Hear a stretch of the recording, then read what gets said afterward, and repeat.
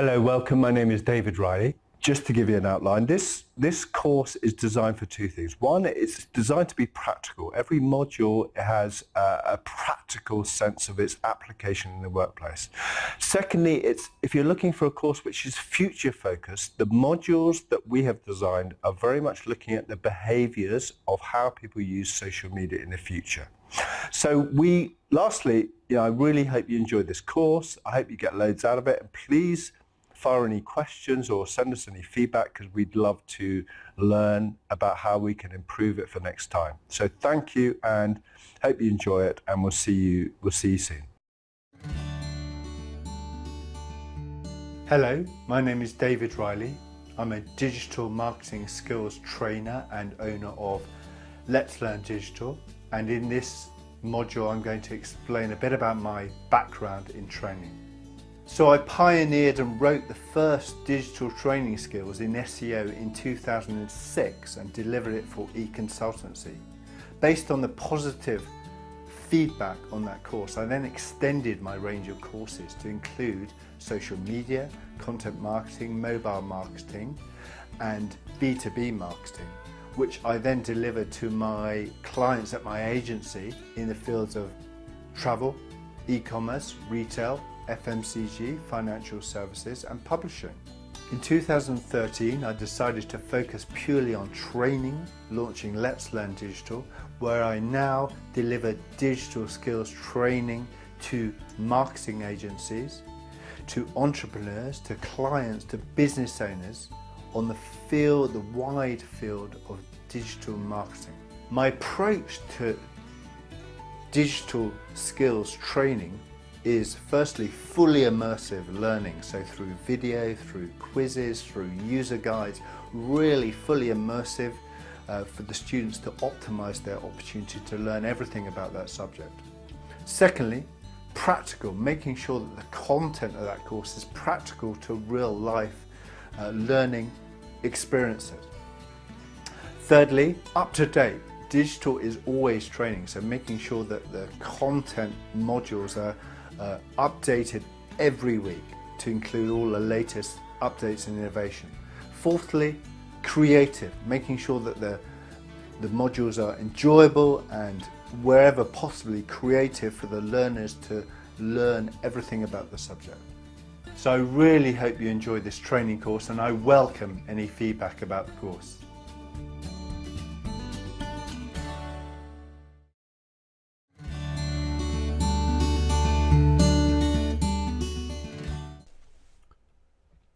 So in this module, we're going to examine a clear definition of exactly what social media is. And it's important to understand the unique characteristics of social media before we get into the real core modules of this course.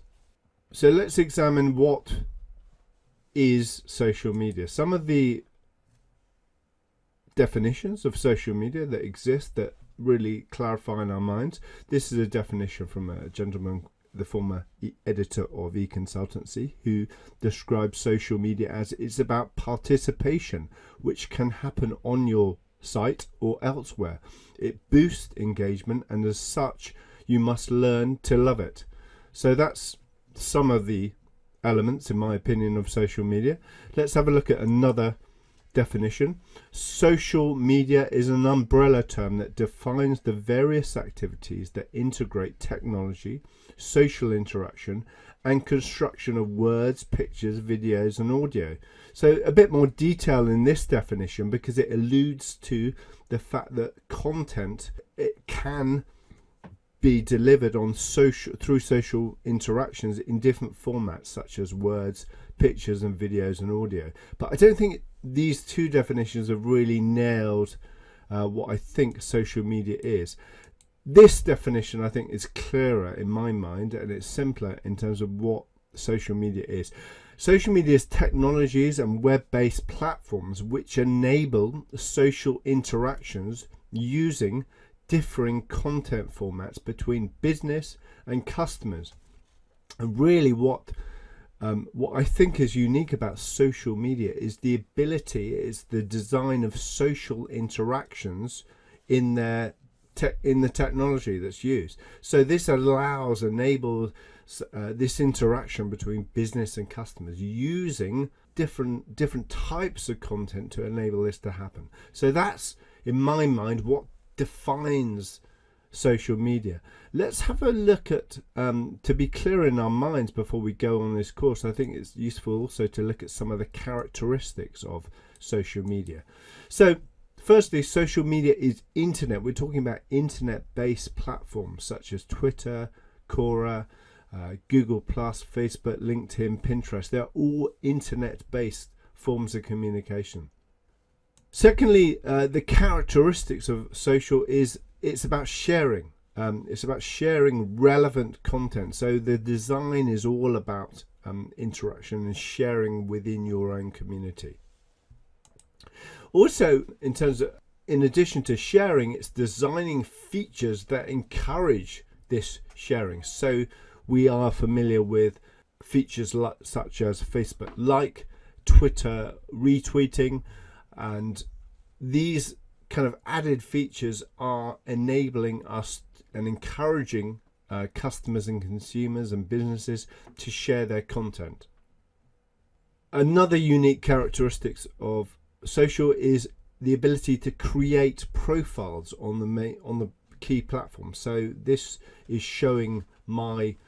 slide is showing my own profiles on LinkedIn and Twitter. So it says a lot of information about myself, and this I can then share to my own network of followers, or on Twitter when I'm sharing relevant content on Twitter network.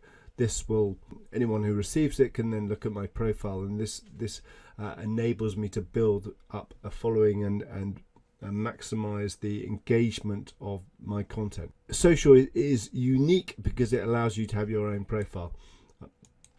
It also enables you to build your network of connections. So incorporate a key feature of the design of social media is this network built into the infrastructure of the design. So you can see, particularly on the right here, Facebook is always encouraging you to connect with people that they think that you might know or are connected within your first degree connections. So these could be connections within your first degree connections who might be relevant to you. So it's always looking for ways for you to build your connections. Also, LinkedIn also is encouraging you in its design to maybe make new connections that are relevant to what your interests are. Next, social media enables the marketing amplification through its innate design features. So the features allow you to encourage and amplify content, and this is where the real power of social media, if you can really understand how to use it, is its power to reach the right people at the right time with the right type of content. This session clarifies in our mind the unique attributes that make social media what it is, and defines in our minds exactly what distinguishes social media from other forms of marketing.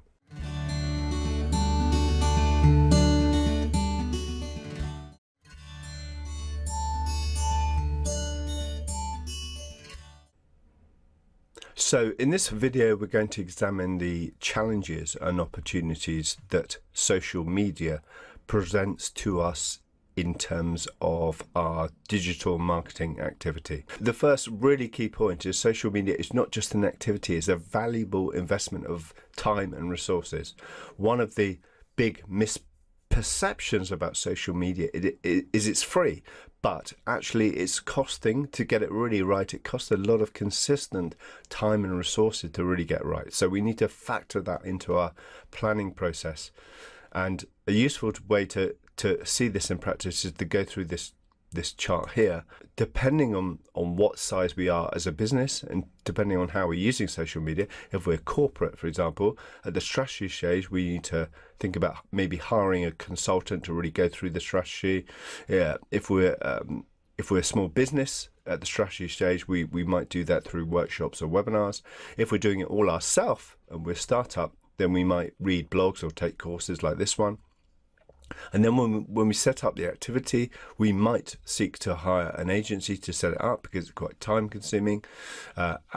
If we're a small business, we might have an in-house marketing role, or again, if we're a startup, we do it all ourselves. And then to maintain it also takes a lot of time. We need to hire a dedicated social media manager. If we're a big corporate, again, with a small business, we might take on a part-time person, or we just allocate disciplined time a day to really maintain it. So the resourcing is perhaps the most challenging aspect of social media, because we need it consistent and we need to make sure it has impact. So for example, if we go to the next slide, we can see that one of the biggest time challenges is actually the content creation. So producing enough content has come out as one of the biggest challenges in terms of marketing, and also the type of content that engages our audience. So for example, if we're creating video content, it can take quite a lot of time. If we're creating content to reach professionals on LinkedIn, it takes a lot of time to really create that content. And if we don't have a lot of time and budget, we need to really make sacrifices to get that done. Really thinking through our priorities and our purpose and how much time we have really is important. And we need to know what's making a difference. So we need to measure the performance of our social media activity. One of the easiest way to do that is using Google Analytics, which we'll talk more about later on in this course, but it shows you the contribution of social media. In this slide, we're showing acquisition activity, social media, any 4 unique users referred from social media. So we can see how social media performs against, in this slide, referral traffic, organic traffic, direct traffic, and then we can see the contribution it's making to our overall objectives. So the effort that we put in, is it really making a contribution? Is it in combination with the other activity really making a difference? Obviously, if we're doing this longer term over time, we need to put it in the perspective of the time span we've set, but measurement is another challenge. We need to keep an eye on that. So there's some of the key challenges we face. Let's have a look at some of the opportunities.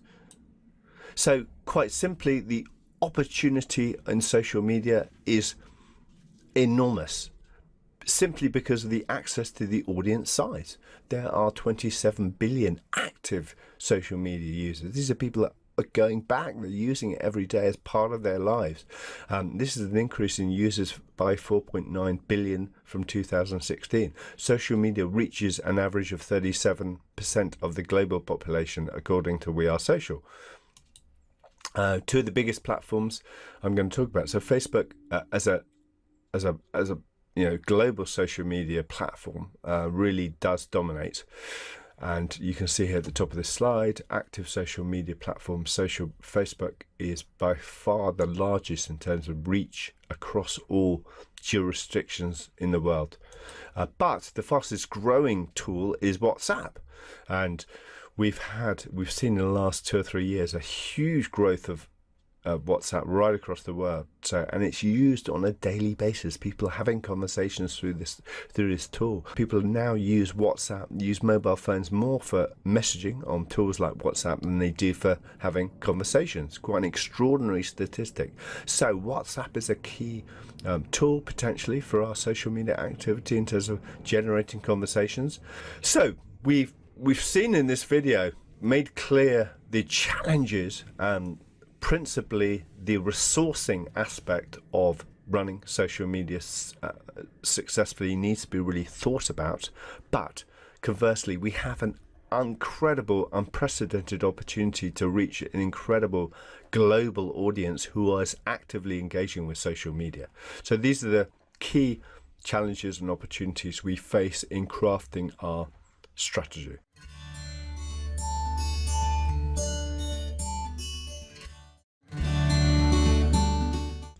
Welcome back. So in this module, we're going to look at the benefits of social media marketing.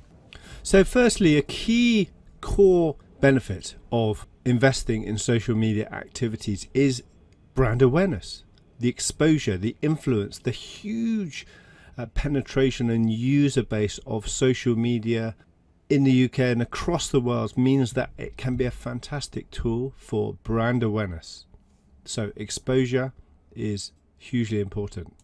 Secondly, social media marketing engenders purchasing intent. 6 out of 10 people buy products based on friends' social media posts. So the influence and impact on purchasing intent by having a structured, concise social media strategy is a significant benefit to this investment.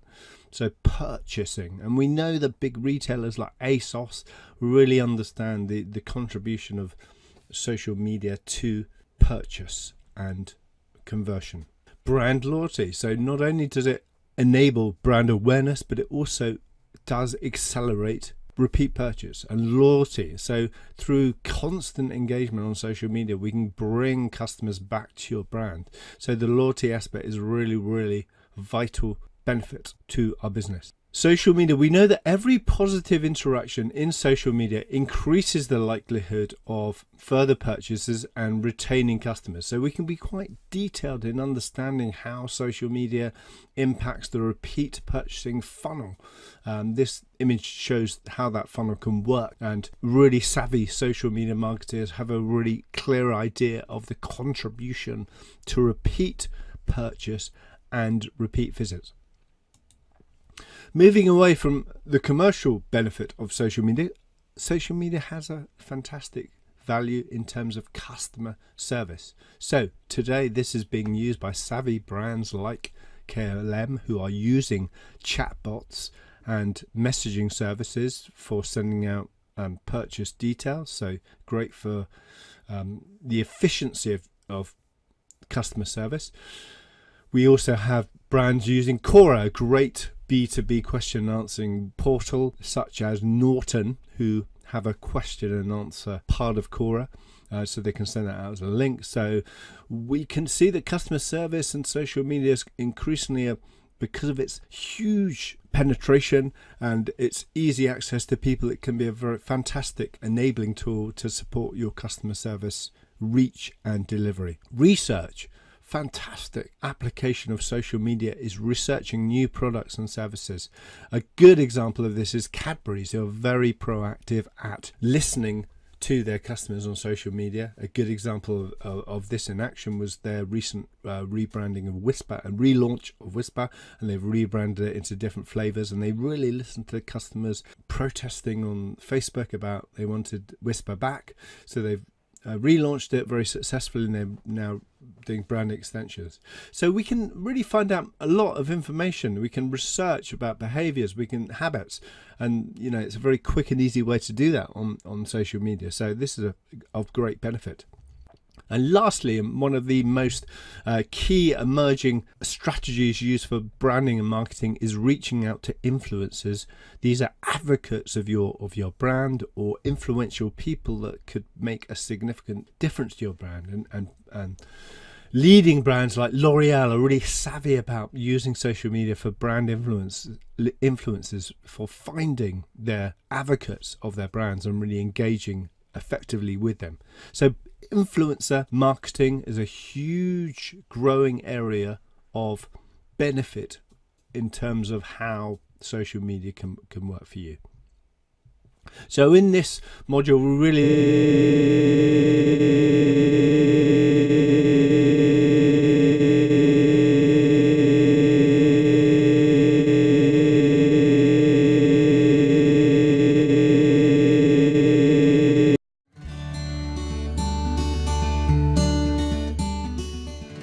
In this video, we're going to look at the first stage of the planning process, which is to carry out what's called a situation analysis on our social media strategy. The first thing that we do is to do an analysis of our own customers. So the sort of questions we may ask are, what do we know so far about how our brand performs on social media? What sort of social media platforms do our customers favor? So for example, they might be B2B customers, and so they favor LinkedIn, they may favor Twitter, or they may favor Facebook. Thirdly, what are the current social media challenges we face with our social media planning? So, for example, it may be time, a lack of time or a lack of resources, or we may have had limited success to date. So we don't have much historical data to base our plan on. Fourthly, and probably most importantly, about our customers. What do we know about demographic data? What access to demographic data do we have about our customers? So on the customer side, we can carry out something called a persona analysis. And if we look at this diagram here, what we do, we go through a step-by-step process of looking at trying to deeply understand our customers by looking at things, starting with job responsibilities. Typically, what are the job responsibilities of our customers? How do they think? How do they feel? What are they doing? What sort of content and channels do we think that they use on social? What are the demographics? So what age, what gender, where do they live? Do we know anything else about their psychographics? What about their buying characteristics? So do we know anything about their buying characteristics historically? And lastly, and potentially very valuable information, is what sort of needs are we trying to fulfill? What are the unmet needs currently, and how can social media fulfill the needs? So that's a really useful exercise in terms of crafting a better view of our customers by carrying out this persona analysis. Here's an example of the result of a customer profile. So this is a woman who is a buyer, a pharmaceutical manufacturer. So that's what she says. This is the key attributes of her personal story, her challenges. We have got competition, time management, customer perceived value of product, her values. So things like trust, relationships, fast delivery. With doing this properly, we have a real opportunity here to craft a clear picture of who our customers are. Next, we carry out analysis of our own organization. The question to ask at this stage is our vision. What do we do, and how do we interact and trade online? We might want to look at address internal and external factors that are impacting our business.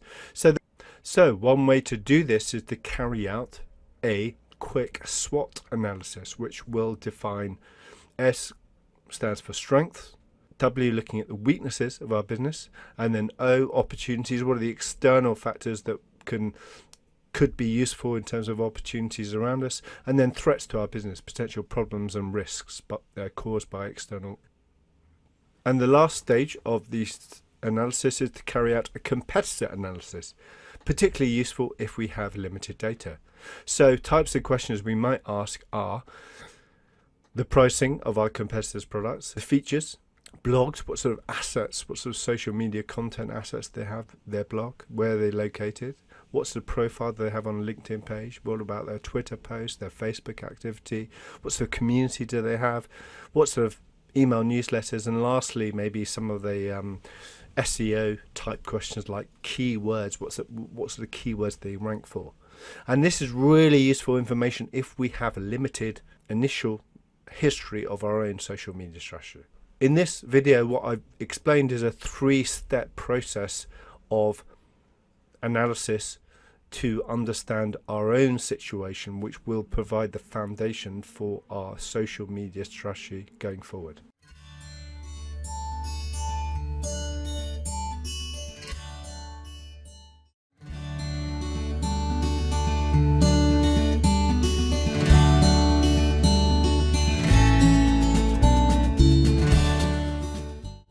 Welcome back to this module where we will be defining your social media objectives.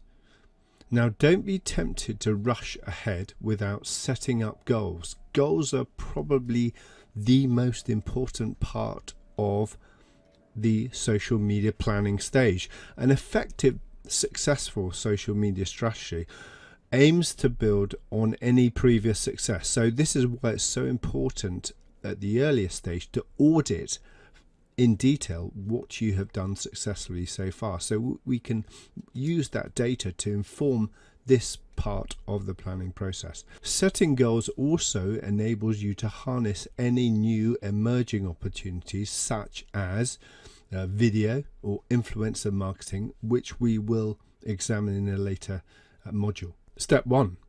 We use a framework in the industry called the SOSTAC framework to really to make it easier. And these frameworks, given that we have a lot of information to deal with, make it much more comprehensive, and it allows us to stay in a sequential order. So that means that our process is going to be it's going to help us to organize and maximize our success. The SOSTAC framework, which was developed by someone called P.R. Smith in the 90s, helps us to really to set our objectives. So we are in this process. We're in the second stage, as we can see through the framework. The next stage is what's called the 5 S's for marketing. What we need to do at this stage is to go through each of the stages and really define, using this framework, exactly what it is we want to achieve with our social media strategy. When we talk about the 5 S's, we are talking about the first S means sell. One of our objectives might be to use social media to sell products. Secondly, to speak. That means how can you have a two-way conversation with your customers and increase your audience participation. Thirdly, the objective might be to serve, to add value through customer service channels, for example, or by giving away high quality free content. Next is save. So how can we use social media to save money, to save costings, to enable us to reach more people through cost-effective means? And then lastly and not least, to sizzle. So how can we use social media to engage and have a positive experience for our customers interacting with our brand? What will lead to greater brand awareness, customer advocacy, and more sales? So sizzle is kind of the umbrella term of the 5 S's that's really, really important. So what you need to do at this stage is go through each of those 5 stages of marketing and really define clearly what your objectives are. Now, attached to this module of content is a guide, is a form that I would like you to fill out. So in this form, you go through each step and you define what it is you want from social media, and use your previous audit document in terms of what has worked successfully before, and use any data from your analytics to inform whether any activities have worked, and then go work through this sheet, every point, working out clearly what your objectives are. And when you've been through each of the five points, what I need you to do is to complete your top 5 priority goals. Now, this is really important because we can do multiple things with social media, but what we need to do, and this is vital to make sure this is successful, is to isolate our 5 priority goals within a fixed time frame. So that time frame may be, for example, as you can see here on the bottom right in conclusion, it may be 6 months, and this might be reviewed in 6 months. So the first 6 months, we want 5 clear goals that we want to achieve with social media, and we use the previous data that we have to inform that decision. So this is a brainstorm exercise that I want you to go away and use these frameworks, the SOSTAC, the 5 S's of marketing, to really define what it is you want to achieve with your marketing. To help you with this, I would like you to keep your business goals SMART. And what I mean by that is going through this step and making them as specific, clear, and concise and tangible as possible, making them measurable, either with currency, with volume, with time, making them actionable. So we want a series of actions in these goals, make them realistic. What can we actually realistically achieve in this time period given the resources we have, and then give them a deadline. So give them a fixed deadline, maybe 6 months. We want to achieve X amount of sales or X amount of retweets or whatever. So really be specific and use the SMART framework to achieve this. In this module, we've outlined the process for defining our social media business objectives. Really vital you spend time working through this. Most important is to work through the 5 S's of marketing to define the 5 priority goals of your social media strategy. This is so that we have a direction, we have a target, we have an objective.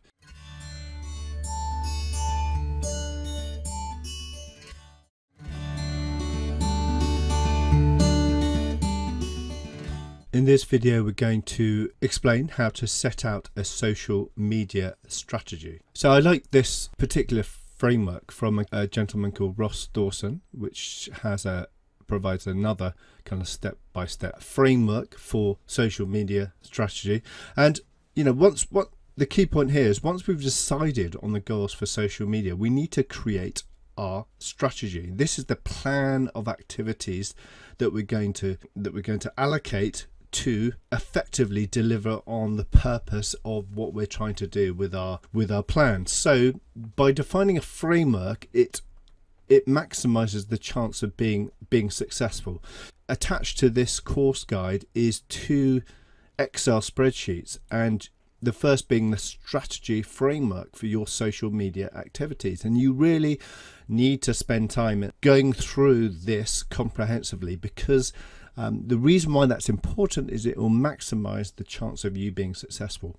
Social media is a huge myriad of different options you have to deliver, to play around with, to allocate. So the more you think through the steps carefully, the more chance you have of minimizing any waste in terms of resources or time, and it maximizes the chance of you being successful. So this is critical. Just let me now explain the 2 frameworks that I've attached to this course that will act as the primary frameworks that you need to work throughout the whole of this course. So for example, when we come to choose different social media platforms, we might want to have these 2 frameworks near us so we can work out what we want to do. So let me be clear and explain the different columns and what they mean. So this is just an example of how this works. So for example, your social media strategy, when we define your goals, might be to increase using social media to increase sales. So as we can see here in the top left column in this framework, we've populated sales, increased sales and lead generation. What are the specific goals that we want to achieve? So increase total sales by X 20%, for example. Tactics in the short term, we might want to use paid advertising like Facebook or LinkedIn, and then longer term we might want to consider other options.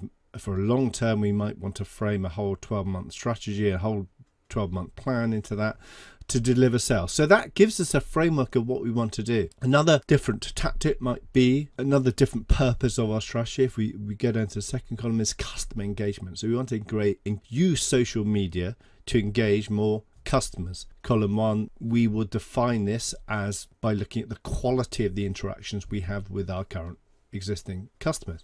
In the short term, the tactical options are to communicate through multiple channels. Obviously we need to choose the right platform. And then the last column, longer term, we might again do a longer term 12-month plan.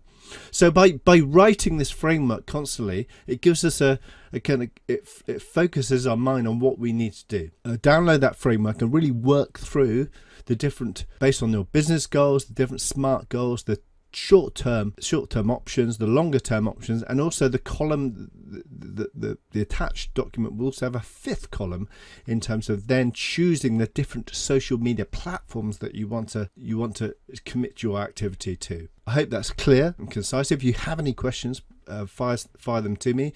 It should be very simple to do, but you need to really allocate a couple of hours to brainstorm through each of those columns. So that's the first framework you need to work through as part of your strategy. The second framework is the actual deliverables. Taking the second Excel spreadsheet attached to this module is called the social activity deliverables. Here we are showing an example of, this is for the purpose of which is for B2B sales, using social media for B2B sales. You can see that at the top of the column. The platforms we're looking to use are LinkedIn, Quora, Facebook, and then LinkedIn again. So the actual product is artificial intelligence networking event. I want to use social media to promote that event. The content type would be a landing page, a meetup landing page. The actual activity is paid for pay-per-click advertising. Profile targets are people that are interested in innovation, probably in their job title. The budget I have allocated for this is £1,000. Now, I would recommend a time scale for this deliverable, maybe 6 months or time period, so we have it very specific. On the next column is clicks and measured through Google Analytics GA, and their measurement specific will be clicks and total conversions, which I haven't yet added, and anything else I want to add. So again, this is a framework for the activities we're going to start testing. And maybe if we do have historical information, we would add that and use that information to influence our social media activities. So again, this is a framework of different things, activities we need to do. By having a framework, having a single view of all the activities, we have a better chance of measuring the performance, the overall different activities and how they have performed. We can compare them, we can measure the conversion rates, and we can look at the Google Analytics to track them. So it gives us a way of managing this process much more effectively, and it then optimizes the chance of this being successful. The best way to manage this internally is to save this on Google Docs and then you can share this document with internal stakeholders. Simple, concise, everything recorded, clear.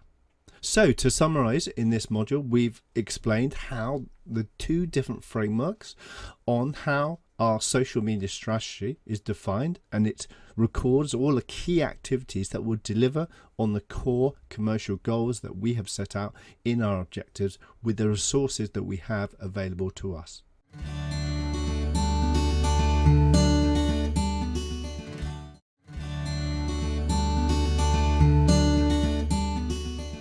Hello, welcome back. So in this video we're going to explain in more detail about this growing trend, this growth of live streaming video through social media platforms. So we know that video is a fast growing medium online. So video, this is a statistic from Cisco, video will account for 80% of all consumer internet traffic by 2019. So we know there's an underlying growth of video consumption with consumers online. But what are the other reasons that are really driving this growth, this massive growth in live streaming video? As we said, it's easier to consume video compared to written content. The second point is that smartphone processing power has really increased. So enabling faster loading times are resulting in more and more people watching more videos on their mobile phones on the move. So it's very conducive to live video because people can access their mobile phone. They have processing power that can deliver it, and they can watch it in real time. The third point is that smartphones are great, videos are great for sharing information, and crucially, live video enables interactive, instantaneous and authentic interaction with audiences. This is a really important point, authentic, allowing brands to broadcast live and kind of in the moment. Let's look at this thing, authentic.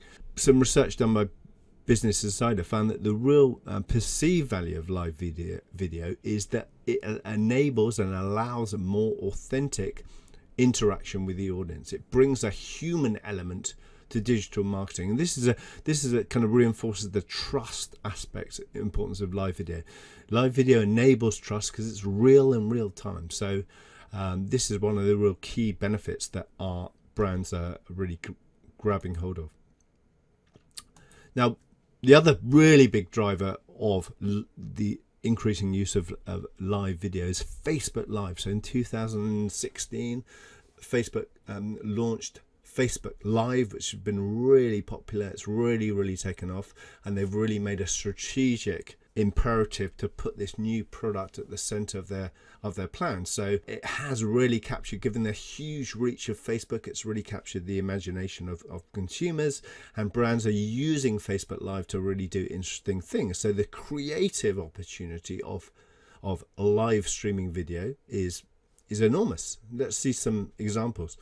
Before we do that, key platforms for live video. So far, based on data from eMarketers 2016, Facebook is really leading the way. What's interesting is that as a live platform, Facebook has overtaken YouTube. Close behind that is Periscope and Twitter, which bought Periscope, and then Instagram and Snapchat. So Facebook's really leading the way in terms of consumer engagement and the way in which brands are using live video. One app that I think is fantastic is Periscope. Periscope is a live streaming app. It Have a play with it. It's fantastic. So I just want to show you an example of what you would see if you're using Periscope. Let's have a closer look. So on the right here, navigation, if you download the app and you sign in, register and sign in, you will see on the map an interface showing all the users of Periscope around the world. So you can see in North Africa, we've got certain region, North America. In North America, we've got 69 users of Periscope right now using Periscope. So you can stream and see exactly what they are seeing right now. Let's have a look and see how this works in real time.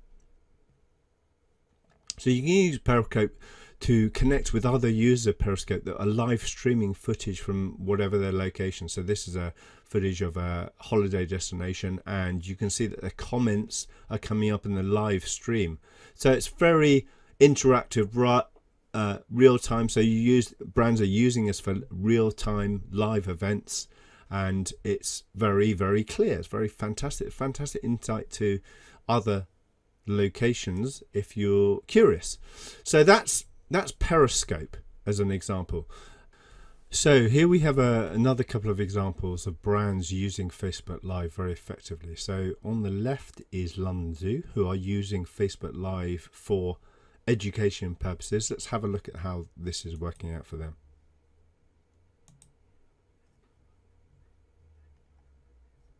Another great example on the right here is the Lad Bible, who have emerged in the last 2 years as being a very significant publisher on Facebook, and they've really got to grips with using Facebook Live in a very humorous and funny way. So this is just a live clip they streamed of ice cream that was melting in the sun. That's all. So the creative scope to engage an audience can be quite interesting. So this particular view had 6.5 million views on the Lad Bible Facebook page, and it now has something like over 10 million views. So the creative opportunity potentially of live streaming could be enormous in things like events.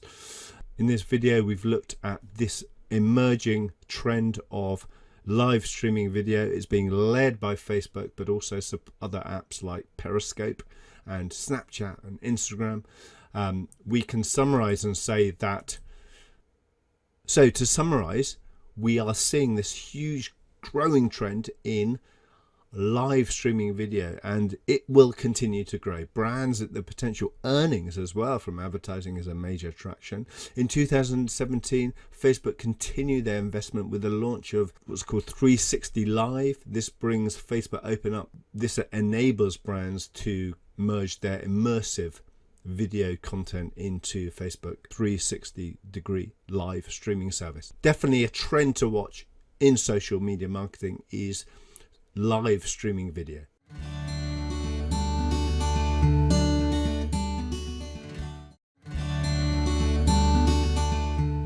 Hello, welcome to this module where we're going to look at virtual reality as a trending content type within social media. So when we talk about virtual reality, what do we mean? Here's a definition. Virtual reality is the computer-generated simulation of a three-dimensional image or environment that can be interacted with in a seemingly real or physical way by a person using a special electronic equipment such as a helmet or a headset with a screen inside, or gloves fitted with sensors. That's what we mean by virtual reality. So why is it a trending topic? So if we look at this data here, VR is expected to reach $30 million by 2020. So that's potentially a huge amount of growth over the next 2 or 3 years. You can see here this gap is split between software services and hardware headsets. So that's the kind of distribution, with the majority coming through software. So what's really driving this growth is the rise in consumer head-mounted displays, and these have really been driven by gamers. So on the left here we have the Oculus Rift, which was purchased in 2014 by Facebook. Very popular headset used by gamers, quite expensive. The Oculus 2 came out this year, nevertheless very, very powerful hardware. On the right here we have the HTC Valve. On the bottom left we have the Sony PlayStation VR, again a very popular headset for gamers. And then right here we have Samsung Gear VR, which is much cheaper. It's about 70 quid. But what's interesting about this is it's using mobile, integrating with Samsung mobile devices, smartphone devices, so it's very conducive. It's really merging VR with mobile devices. So I think that's one of the key underlying trends. One of the key reasons for the drive is the lower costs created through Google Cardboard, launched in 2014. This is now shipped 80 million units, massive, and promoted through things like the New York Times, who did a promotion in 2015, which is really popular. They're easy to use. They can Cardboard can be used with your mobile devices, and so this has increased the uptake and given people the access to virtual reality experiences. The other key driver for growth is Facebook's acquisition of Oculus. Mark Zuckerberg has been a real advocate on the potential of virtual reality headsets through social media. So, for example, they've created destination elements of Facebook to encourage the uptake of virtual reality, such as Facebook Spaces on the left here. So you can create your own identity and represent yourself online. And then there's an environment for sharing 360 rich virtual reality orientated content. So more and more Facebook are utilizing their Oculus Rift relationship to generate environments and content for pushing virtual reality. So you can see that this is creating this connection between social and VR. And lastly, two examples of great kind of 360 degree content that I encourage you to have a look at. I've got a list at the end of this content, at the end of this module. On the left is the partnership between Jaunt, a fantastic US based VR company, and North Face, the retailer. Is really exciting, immersive video content, and social media is being used to really push this type of content. And then secondly, a shoe company in Tom's in the US, again looking at a remote Peruvian village, and through this we can really get the experience of the shoemaking service. So these are two great examples of innovative brands that are looking at VR and using the distribution channel of social media to push out the content. And so through this module, what I've tried to show is why VR is a growing trend in the social media ecospace, and the drivers, the innovation within the hardware, the lower cost, the purchase by Facebook of Oculus, is really driving the growth in VR, which will continue to happen.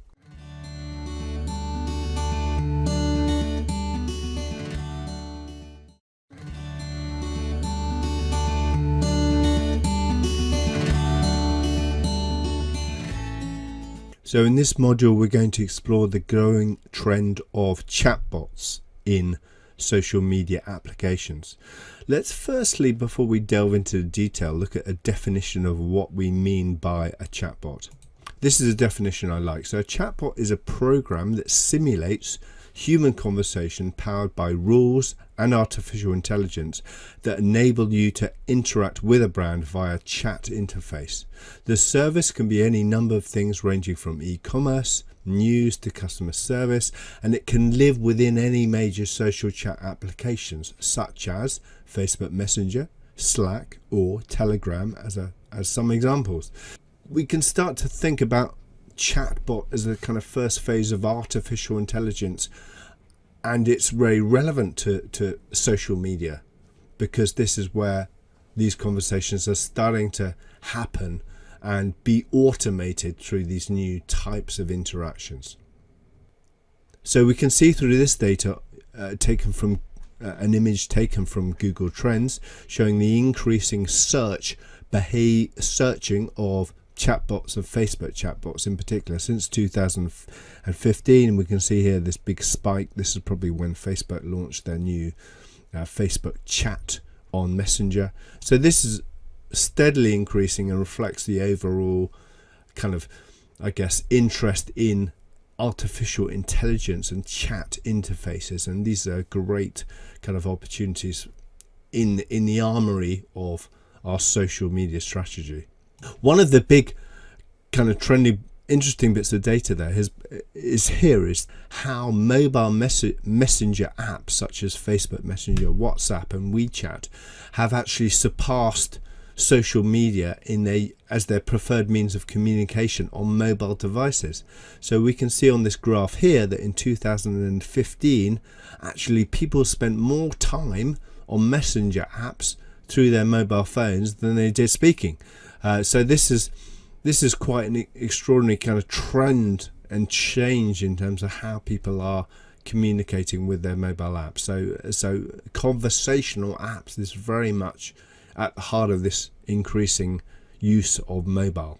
Again, a major kind of increasing contribution to chatbots and the use of chatbots was Facebook launching their chatbot service called the Messenger app, which was launched in April 2016, and by April 2017 Facebook now have 100,000 chatbots have been created, and there's 1.2 billion users of Facebook Messenger. So people have really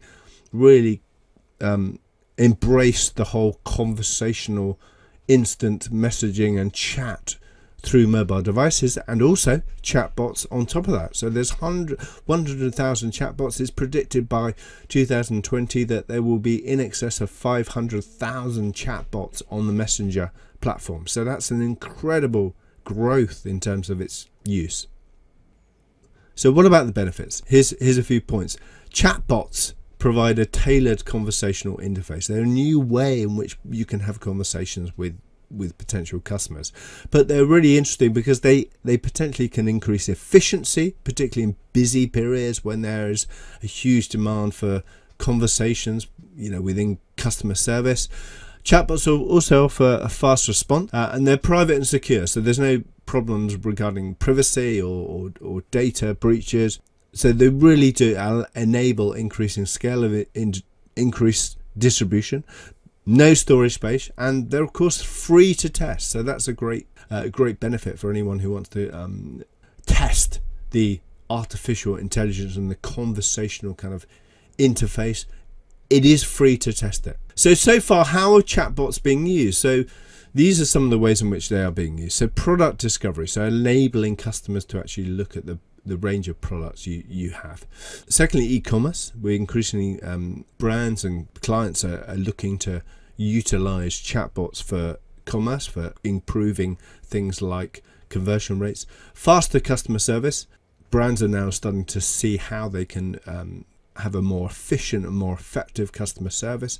Banking, we've seen a launch of a range of personalized finance service. Even PayPal have enabled payment through Facebook Messenger. News distribution, we have seen big brands like CNN and Guardian using chatbot interfaces for distributing news, and also trading. So related to commerce is the whole trading opportunity for how chatbots can benefit you. One of the brands that have really embraced chatbots has been KLM, who've used it very effectively for customer service.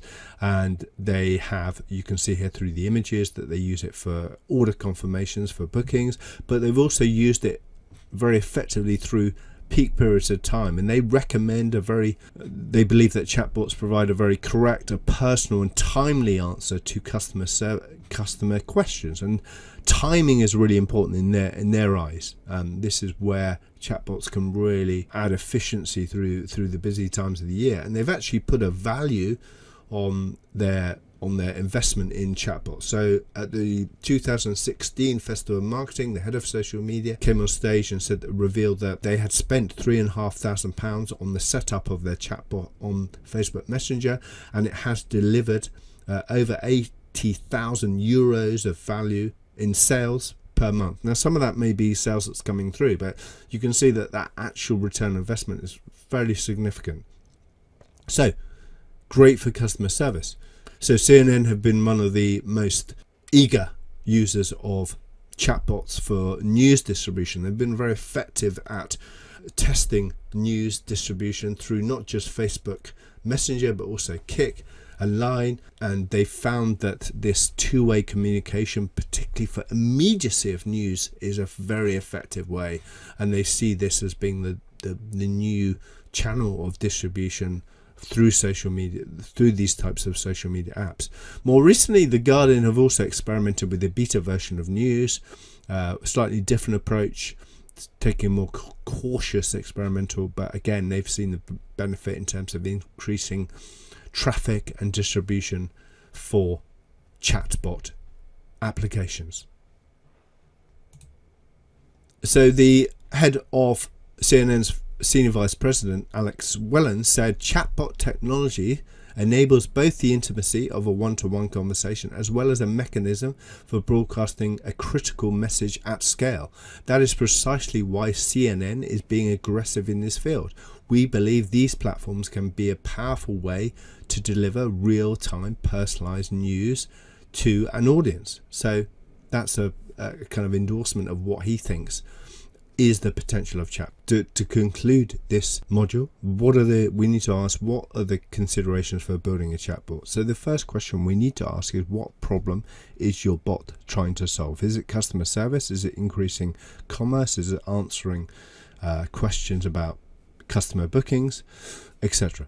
Secondly, you need to choose a service to build a bot. So there are lots of different platforms that I recommend. Dialogflow is a very good one. There's also Witai and others.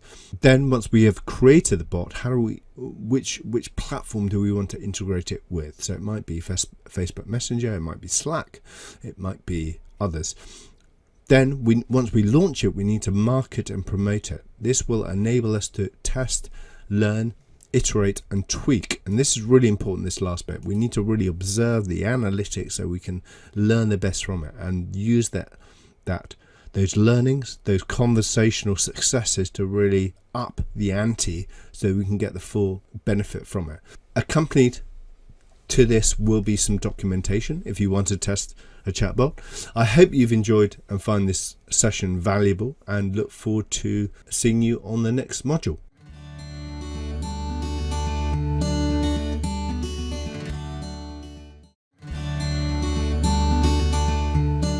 So in this module, we're going to explore the growing trend of chatbots in social media applications. This is a definition I like. So a chatbot is a program that simulates human conversation powered by rules and artificial intelligence that enable you to interact with a brand via chat interface.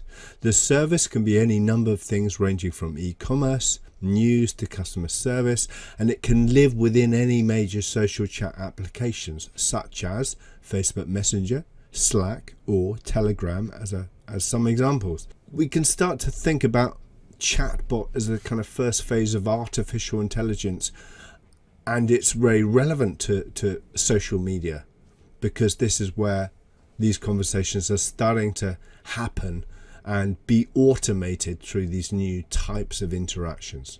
So we can see through this data taken from an image taken from Google Trends showing the increasing searching of chatbots and Facebook chatbots in particular since 2015. We can see here this big spike. This is probably when Facebook launched their new Facebook chat on Messenger.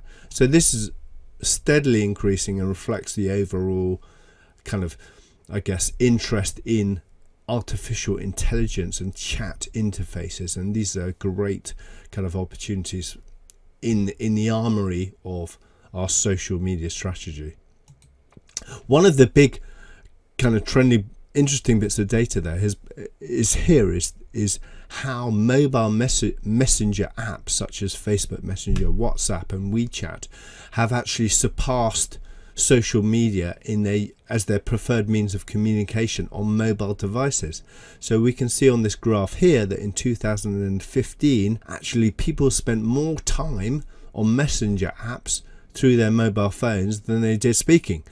So this is quite an extraordinary kind of trend and change in terms of how people are communicating with their mobile apps. So conversational apps is very much at the heart of this increasing use of mobile. Again, a major kind of increasing contribution to chatbots and the use of chatbots was Facebook launching their chatbot service called the Messenger app, which was launched in April 2016, and by April 2017, Facebook now have 100,000 chatbots have been created, and there's 1.2 billion users of Facebook Messenger. So people have really embraced the whole conversational instant messaging and chat through mobile devices, and also chatbots on top of that. So there's 100,000 chatbots. It's predicted by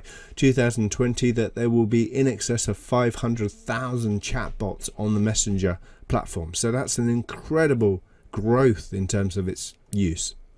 So what about the benefits? Here's a few points. Chatbots provide a tailored conversational interface. They're a new way in which you can have conversations with potential customers, but they're really interesting because they potentially can increase efficiency, particularly in busy periods when there is a huge demand for conversations, within customer service. Chatbots will also offer a fast response, and they're private and secure, so there's no problems regarding privacy or data breaches. So they really do enable increasing scale of it and increased distribution, no storage space, and they're of course free to test. So that's a great benefit for anyone who wants to test the artificial intelligence and the conversational kind of interface. It is free to test it. So far, how are chatbots being used? So these are some of the ways in which they are being used. So product discovery, so enabling customers to actually look at the range of products you have. Secondly, e-commerce. We're increasingly brands and clients are looking to utilize chatbots for commerce, for improving things like conversion rates. Faster customer service. Brands are now starting to see how they can have a more efficient and more effective customer service. Banking. We've seen a launch of a range of personalized finance service. Even PayPal have enabled payment through Facebook Messenger. News distribution. We have seen big brands like CNN and Guardian using chatbot interfaces for distributing news, and also trading. So related to commerce is the whole trading opportunity for how chatbots can benefit you. One of the brands that have really embraced chatbots has been KLM, who've used it very effectively for customer service.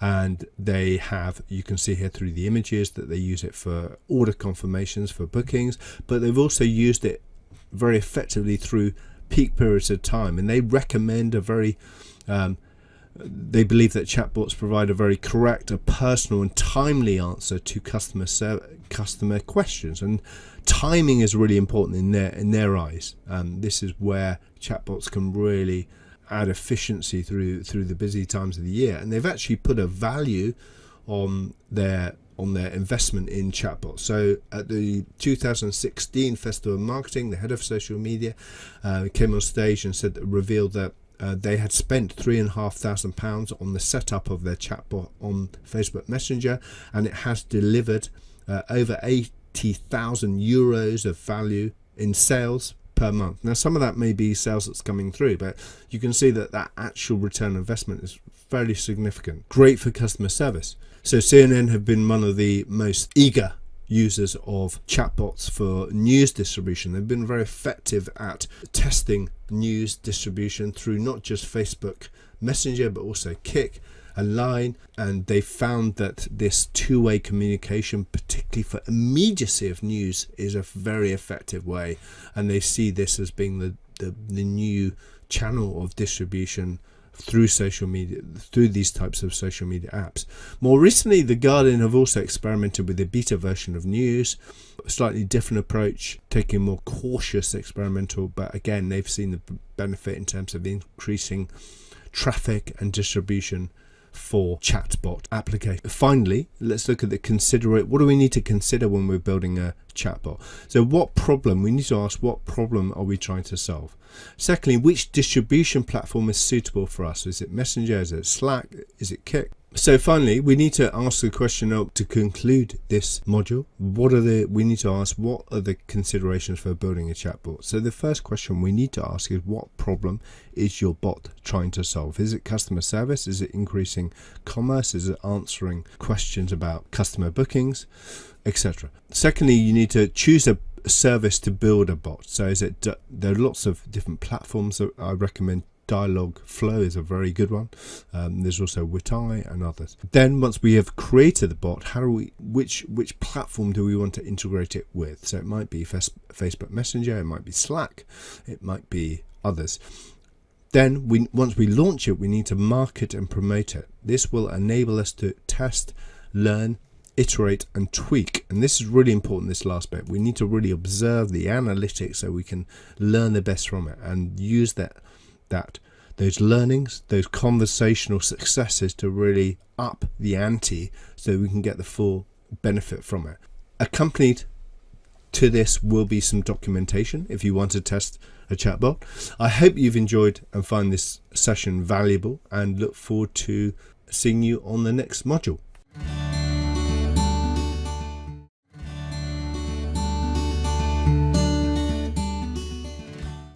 In this module, we're going to examine the use of images and why images are so popular for communicating messages on social media. Let's firstly look at some data about formats that influence purchase, because one of the important reasons why images are so popular is their ability to influence purchase. If you think about the visual aspects of selling, particularly for categories like retail, being able to visualize the product will have a more powerful impact on purchase. This completely makes sense. So this data shows that whilst text and GIFs and a live stream are important, images and video really do dominate as a means to contribute to the purchase of products, and using social media to do so. So that's an important reason why commercially, for marketeers, deploying quality images is really important. Let's look at three other reasons why images potentially are fantastic on social media for communication.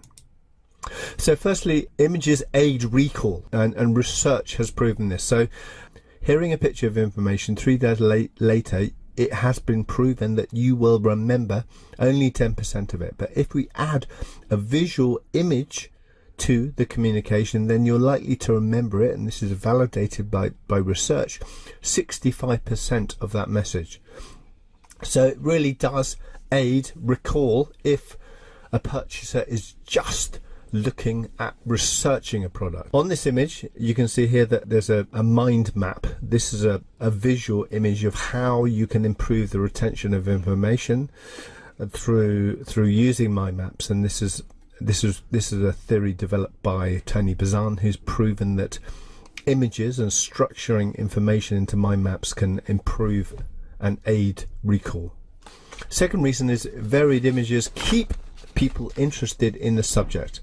On the left hand side here, we have something called a conversation map, which is like a living, breathing representation of social media, and involves multiple different platforms, services, conversation channels. Quite complex.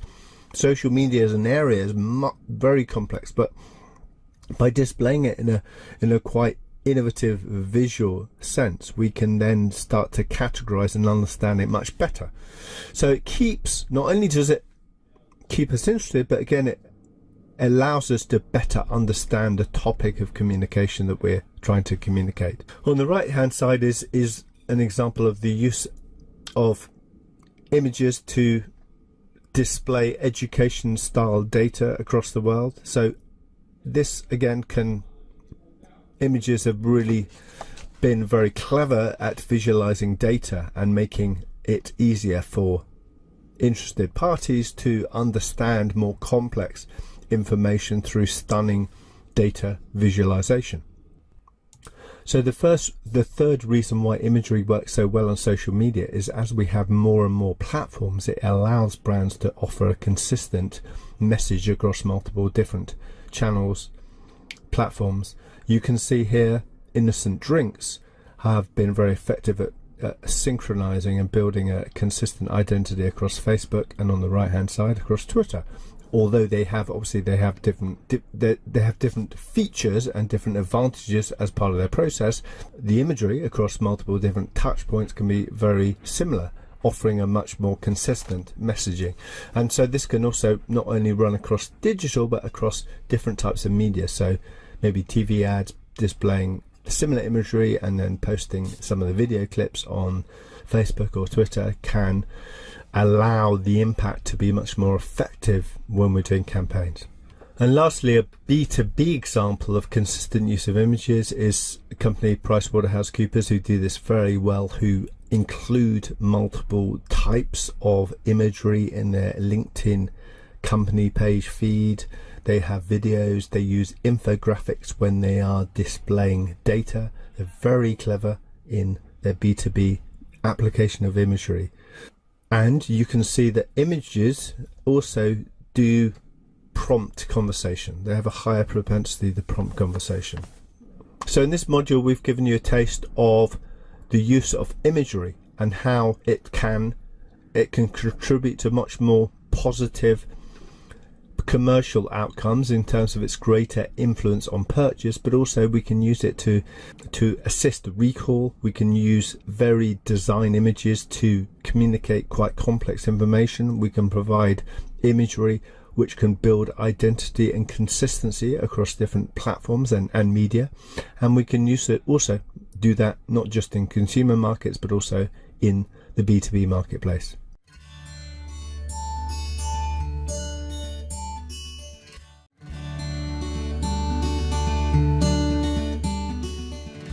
So in this module, we're going to examine link bait as a format of content for your social media strategy.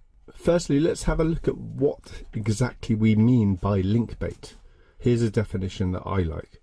Link bait is defined as creating a piece of content so compelling and interesting as to persuade your website readers to link to it and share with friends, social networks and contacts. So that piece of content may be hosted on your own website and then distributed through your own individual networks, and it tends to have certain characteristics that it's the sort of content that is good enough, it's engaging enough to be shared, to encourage people to share it through their own networks, and as a result of the quality will acquire external links and it will boost the distribution and SEO. So it's a very valuable type of content. Let's have a look at 3 examples of link bait that work really well for different reasons. Firstly, this is a great example that I love, is the Aiodex Sustainable Cities campaign. So this is quite a dynamic tool that was created on their website, on the Aiodex website, and it allows the user to delve into their own cities and look at their own sustainable index value in comparison to other cities. And so it enables a kind of interactive, very creative way to visualize information. But what's really interesting about this particular type of content and why it has worked so well on social media is the different formats that it has unleashed as a consequence of its creativity. So on the right, for example, you have a report about the Cities Index 2016, which goes into depth about sustainability and how this research was carried out. And then they've also published numerous press releases about different cities, about different layers of information and data. So what this is a really good example of is how we can formulate different stories, different types of content around a single concept, which in this case is Sustainable Cities Index, and we can format those chunks of content and distribute them through social media networks to get more and more engagement over a period of time. So that's a very clever piece of link bait content that's worked really well on social media. Secondly, this is a fantastic interactive map which looks at the dynamic history of music, produced by TUI, the travel company, and it's very interactive. And if you click on this on YouTube, you'll see the different routes in terms of the evolution of music across the world. It's really visually compelling, but it has a historical context because you can follow the journey of how music has evolved. So again, it's using standard imagery and putting a layer of data and content to make it really engaging for not just for people who are interested in TUI and travel, but also for music fans. And of course, the journey of music has followed through the world. So you've got this global engagement tool for anyone who likes music across the world. And this, as a consequence, can be hosted in a location like the Thompson TUI website, and then can be pushed out in different ways through different social channels to engage with different segments.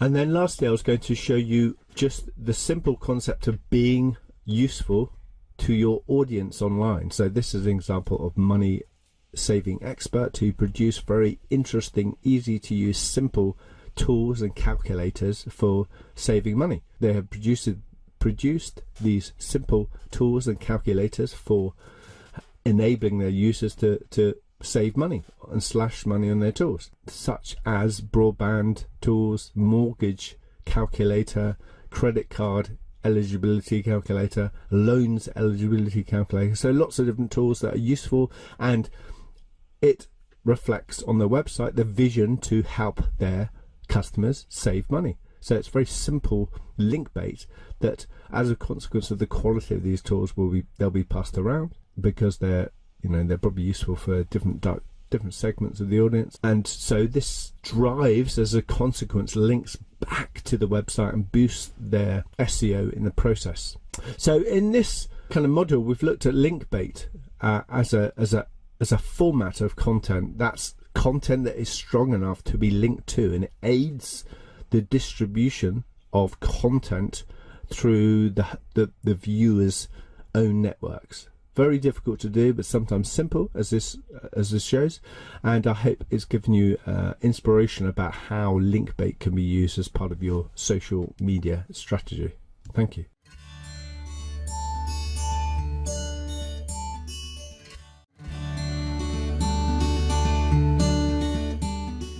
In this module, we're going to examine the importance of video as a format on social media platforms.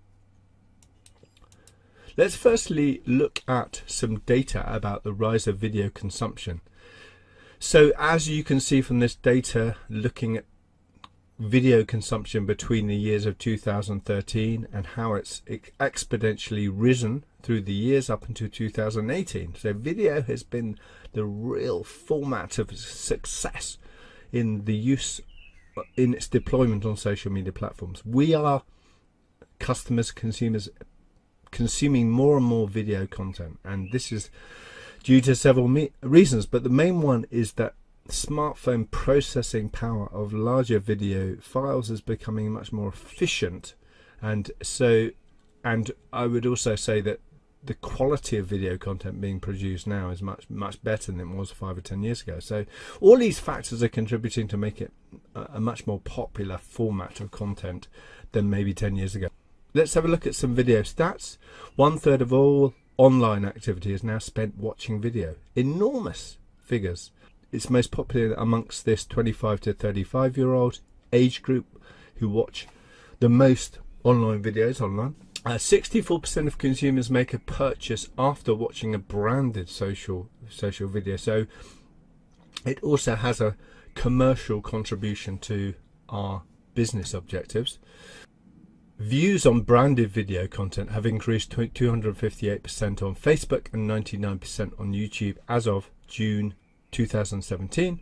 Video on landing pages can increase conversions by 80% or more. So consumption is not only increased because of the reasons we talked about, but it's also a vital component of commercial assistance to making, enabling more sales and conversions. So let's have a look at how video is being deployed on social media platforms. Firstly, video ads on self-serving platforms. So video ads are one of the most effective ad formats on Facebook, for example. So on the left-hand side, you can see here a Facebook video ad campaign. This is for a subscription, a France Box online subscription. So why does it work? Why advertisers really interested in video is the return on investment on video ad compared to images tends to be several times higher. And there's a few reasons why this is. Principally that video enables advertisers to capture the attention of those looking at the images. You can convey information far more effectively using video. You can demonstrate the product instantly using videos. What's really important with videos is to make sure you capture the attention within the first three seconds. You communicate clearly what the product is, be interesting and compelling to the viewers. This is not only being used on Facebook, but also LinkedIn ads. So LinkedIn ads introduced video in 2018, and you can see here an example of a data capture campaign. And on the left hand side you have the video here, and then on the right you have the option of capturing the respondents' data if they wish to register. So it's very much geared towards commercial messaging, and video ads that I have tested on LinkedIn have worked really well for sponsored ad campaigns. So I definitely feel that the video format for ads is a vital reason to use it for social media. One of the most famous deployments of and use of video is a brand called Blendec, who have used videos for a lot of their product branding.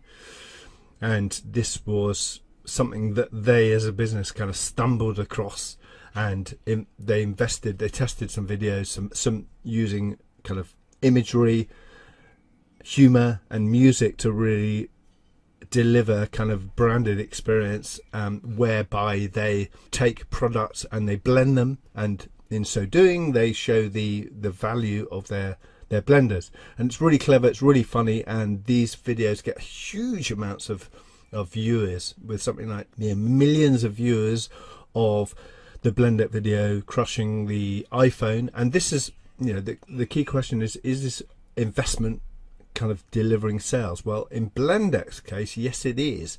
Blendec's retail sales reported a 700% increase after the first year, and it also generated loads of positive PR in the US.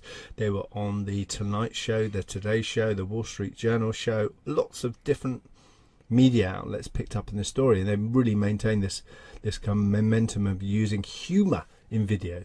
So for branding, it can really work for you and be quite creative in terms of what you can do.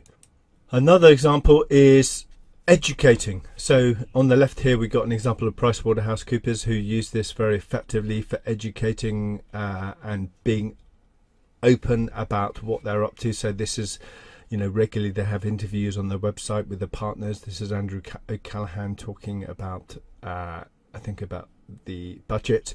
They're very open, they're very compelling. They use short clips, and it really gives you a sense of PricewaterhouseCoopers kind of expertise in their area. So it's very open, but it's very human and compelling.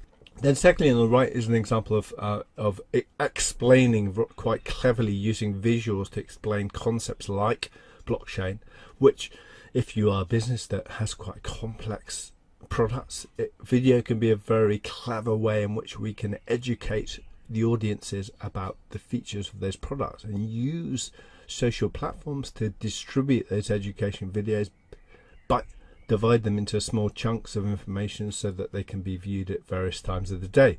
So to conclude on this module, video is probably the most important format of content that you can deploy on social media, and we can do so in several kind of ingenious ways. Firstly, using video on self-serving ads. Secondly, wherever possible, if this fits with your brand values, is to use humor, as shown, as done very successfully by the Will It Blend series from Blendec. Or we can just be more straightforward and use it to educate our audiences. So we can test the water, be quite clever how we can use that and utilize the increasing consumption on social media for video to maximize the distribution, maybe put a bit of paid ads behind the distribution to reach your profile customer at the right moment. Thank you.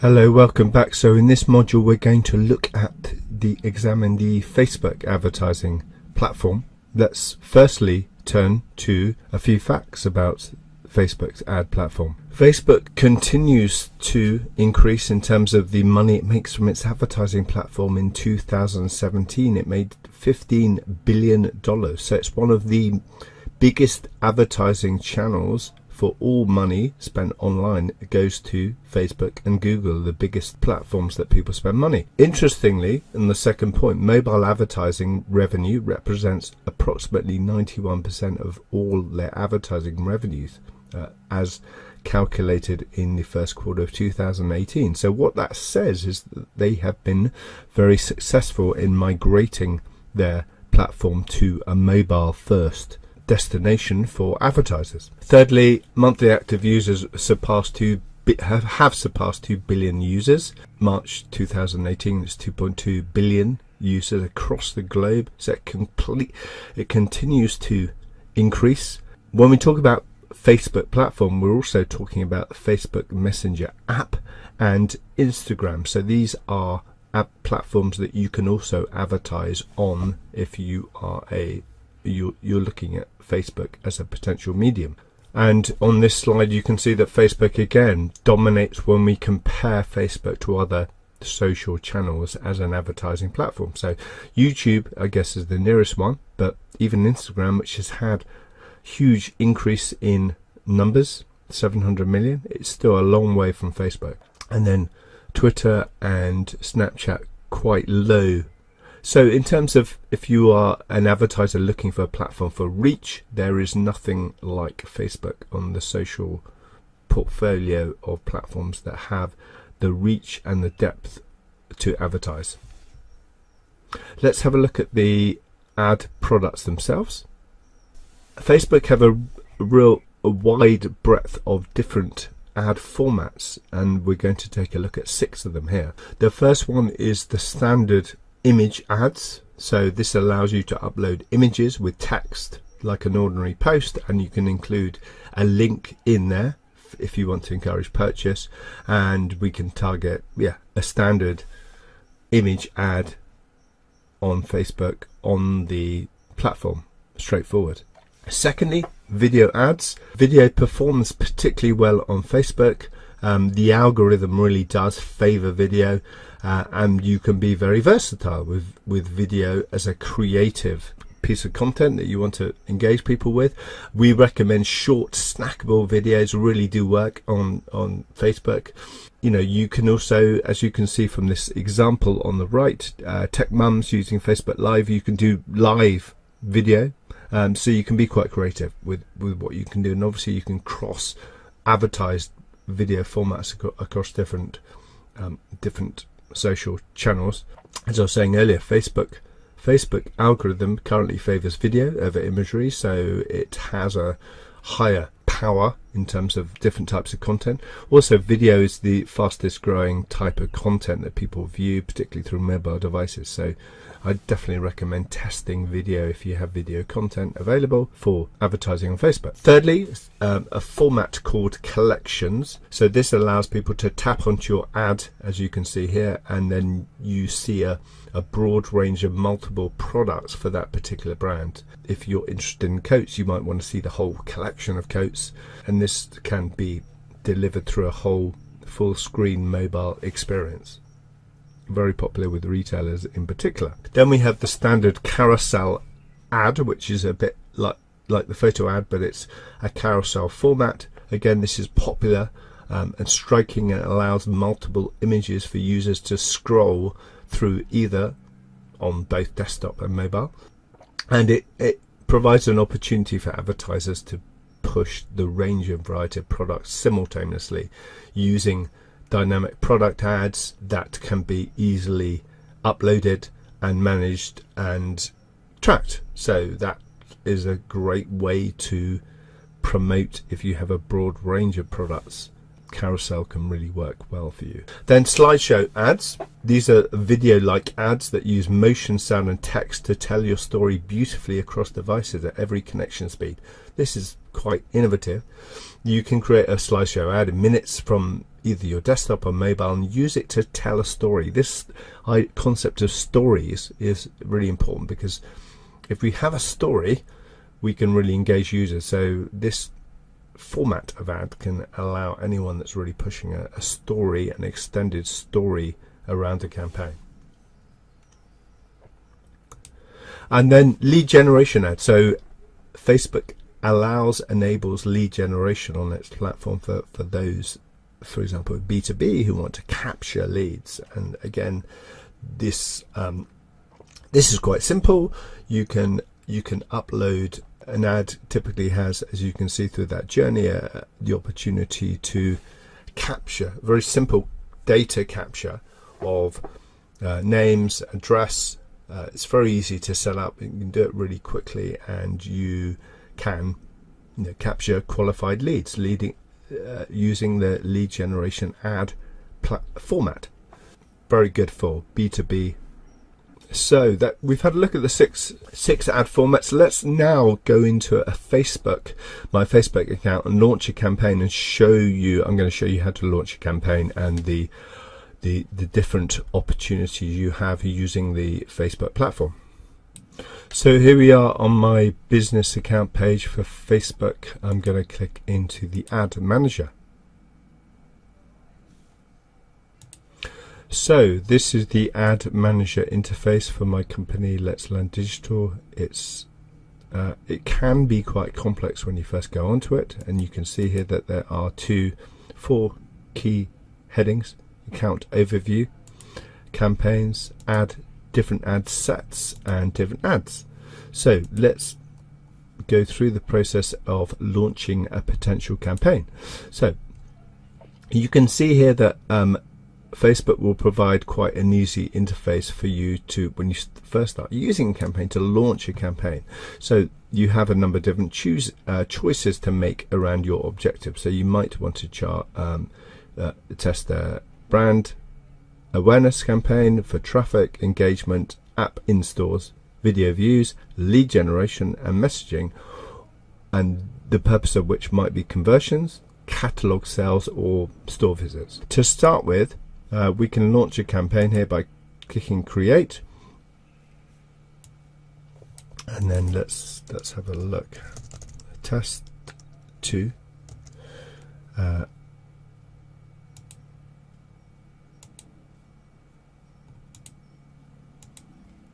Traffic, we are looking to promote lead generation.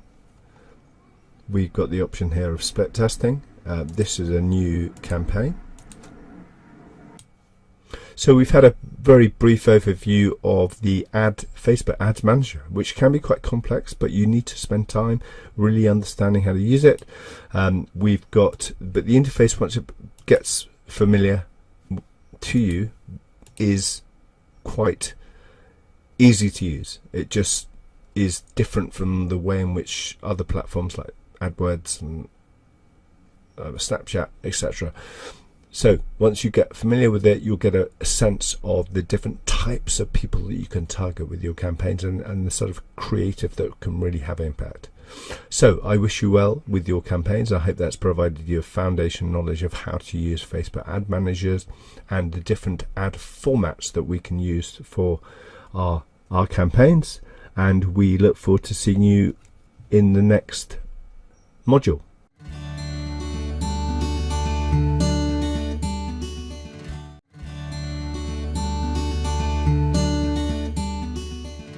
In this module, we're going to look at Instagram. So let's remind ourselves about Instagram. Instagram is a social networking app made for sharing photos and videos from a smartphone. When you post a photo or video on Instagram, it will be displayed on your profile. And in 2012, Facebook bought Instagram for just under, I think, $1 billion, and it was criticized at the time as being very expensive. And a year later, they launched their ad platform, which I believe to be really effective from my own use of it. So let's have a delve into how you manage campaigns on Instagram. Before we do that, just look at you can just see the amazing user growth on Instagram. So we now have, in 2017, it registered 800 million users. So it's seen a consistent growth in user base, and I'd say it's still growing. And certainly in my own network, a lot of people have switched from Facebook to Instagram. Some of the additional facts on this: so 59% of Instagram users are 18 to 29 years old. Quite surprising, quite a really healthy penetration of that young audience. Time spent watching video on Instagram is up more than 80% year on year. So the real trending content format on Instagram is definitely video. 75% of Instagram users take action, such as visiting a website, after looking at an Instagram advertising post. So very effective as a means to driving and contributing to action if you're looking for a social paid app, a platform that can do that well. So let's look at some of the ad formats. So firstly, the image, a straightforward image ad. This is integrated into your own feed or the profile of the users that you're trying to target, with a, as you can see, a sponsored label up there top right, and you can also include a click call to action. So these are very effective ways to drive people through to an action on the page. There's lots of visual space on the app to display images with a good call to action, a very intimate, engaging way to reach a specific target audience. So very effective. Secondly, video ads. As we saw in that data, video is the fastest growing format on Instagram for engagement. They work much better from image compared to image ads, so they can really, if we use a short compelling video, they really stand out, they really get the message across. So very, very powerful, particularly in sectors like entertainment and retail. Very effective. Thirdly, the carousel ads, very much like the carousel ads that run on Facebook. Again, this allows you to post a series of images or videos, and then users can swipe to the left to view all your images and videos on the post. Very effective. And fourthly, stories. This is the newest form of ad format on Instagram, which makes use of the network's featured Instagram stories. So you can have a full screen ad or a vertical ad, and you can also include videos of up to 15 seconds, and this again can really work well. And if you do, if you're doing a TV ad or a story, or you want to extend a story theme to Instagram, then that can work really well. So lots of creative opportunities there with those 4 ad formats. And I'm just going to quickly finish by talking about the Facebook ad platform. So we will demo this on the Facebook module, but you follow the same path through launching a campaign as we do on Facebook, but when we have the same considerations to think about in terms of the awareness, the consideration, and what we want to do with the campaign, whether it's conversions, whether it's causing sales, whether it's store visits. So it's the same process, launching a Facebook ad campaign. So it's managed through the Facebook interface, but we have the option of targeting just Instagram subscribers. That's the key difference. So we will show you that on the Facebook module, but the key thing is you're reaching an audience through a mobile device, through the app. You have lots of screen space to really target them. You have great granularity in the Facebook ad platform. So it's a very effective, cost-effective way of reaching your customers. I have personally achieved really good cost per acquisition results using Instagram.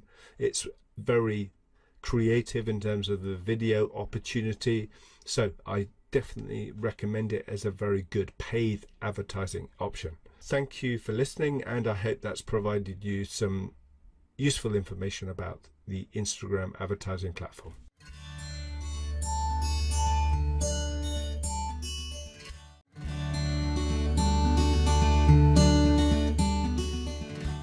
In this module, we're going to look at Pinterest and the advertising opportunity of Pinterest. So Pinterest is quite a different social network from all the other platforms we're talking about. It's very much a visual platform, and it allows users to visually share and discover new interests by posting or pinning images or videos to their own or other boards. Pinterest has more than 200 million monthly users. It's massive, particularly in the US. 72% of users or pinners find new services, and 88% of pinners use it for ideas. It's been described as, by one of the co-founders, as a catalogue of ideas. And this is where I personally get loads of inspiration, visual inspiration from Pinterest for certain types of products, which we're going to talk about. How people use it. So for business, people use it really in 4 ways. One, firstly, to inspire. People plan purchases on Pinterest three months before they use other platforms. So often for areas like food purchases or items for the home in particular, they go to Pinterest for inspiration. They shop. They then, once they've decided on the product they want, they then go to other e-commerce sites to purchase. Secondly, discovering. So 80% of pinners discover new ideas on Pinterest. Thirdly, 70% of pinners search, save or click. So they evaluate, they save items that they like to their own groups, their own categories that they've created, and then act. So 87% of pinners bought something because of the content they've seen on Pinterest. And herein lies the kind of commercial advertising option, is the contribution to how it influences purchasing is very strong. The Pinterest ad platform is really a contributor to other social actions. So this is some research done by eMarketer. So asking which platform influences most US social media users to make a purchase. And you can see here it's 16% of the total amount of users that did research found that Pinterest had one of the highest contributing factors. So quite surprisingly, that's more than Instagram, the mobile app. So it has a really key part to play in the journey of how people purchase and use social media. 4 areas in which it's really popular is, firstly, the home for design tips, furniture, renovations, do it yourself. Secondly, food and drink, particularly recipes, party ideas, easy meals. Style, thirdly, for clothing, outfit, inspiration, style trends. And then hair and beauty, expert tips, personal care, fragrances, how-tos. So those are the 4 areas where brands are really using Pinterest.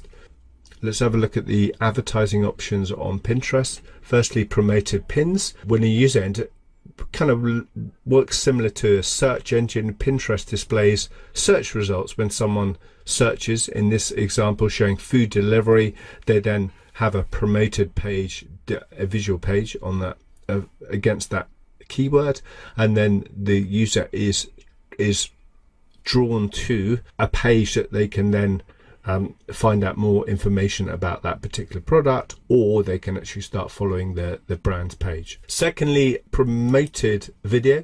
Really popular has been the growth in video. This can be used to drive brand engagement. You can also include sight and sound, and very powerful for driving offline sales and driving video views of products you have on your own page. So that's working well on Pinterest. And thirdly, promoted app pins.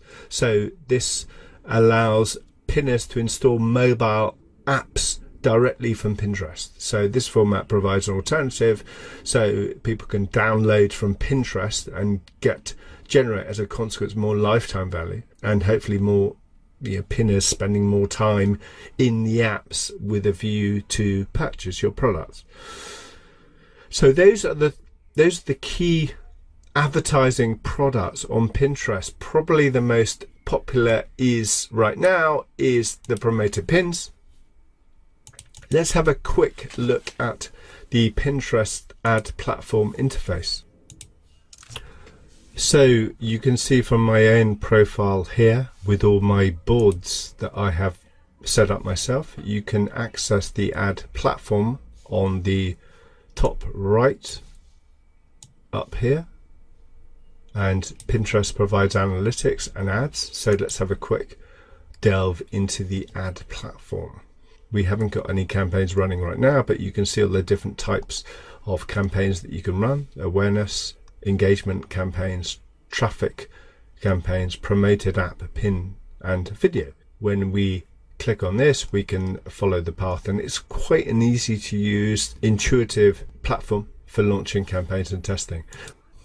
So Pinterest also gives you some really useful analytics about your users and also your ad campaign. So this is just showing interest in my own post that I put onto display on Pinterest regularly. This is not advertising data, but it's just about my profile activity. Average daily users 40, average monthly users, average monthly engaged.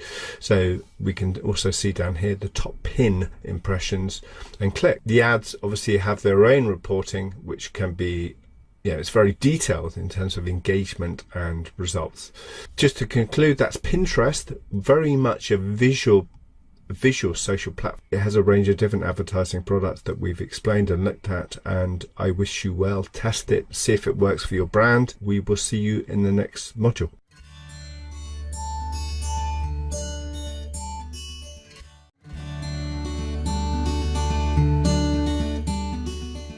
Hello, welcome back. So in this module, we're going to examine Twitter advertising.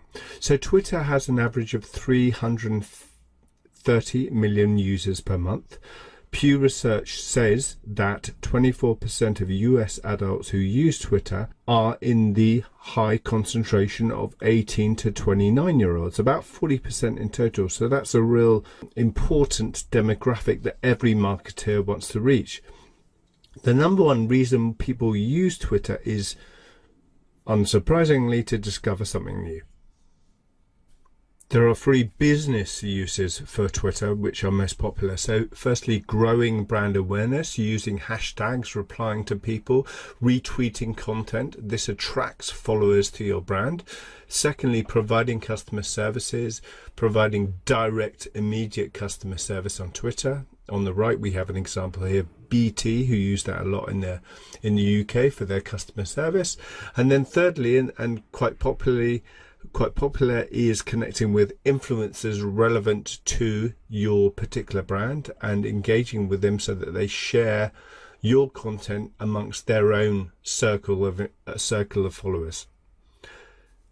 So let's have a look at the 3 prime ads formats that are available on Twitter. So firstly, the first ad format is, and probably the most popular and well known, is the promoted tweet, which allows you to promote a tweet to a specific target audience through the Twitter ad manager platform, and you can use multiple different formats such as a text or an image or video, which can be optimized either for engagement, awareness, or conversion. So secondly, promoted accounts allows you to encourage and drive users to download and install apps. And so instead, how it works is instead of someone who's interested in your business linking to an external URL, they direct the user to a relevant app store to download a brand's app. So that's promoted accounts. And thirdly, this is promoted trends. So a promoted trend allows you to promote a hashtag and have it sit alongside other trending topics within a mobile app or on desktop. So for example, this shows an example of Game of Thrones that was promoted when it was launched in the UK by Sky Atlantic, promoting a hashtag which then created a custom emoji. Fans of the shows will recognize the emoji as White Walker, one of the Game of Thrones characters. So this is quite a creative use of jumping on the back of a theme and promoting their own unique emoji to promote the show. So you can be quite innovative, quite topical, and quite newsworthy around themes that are emerging at any particular time to harness the strength of a promoted trend. So those are the key 3 formats.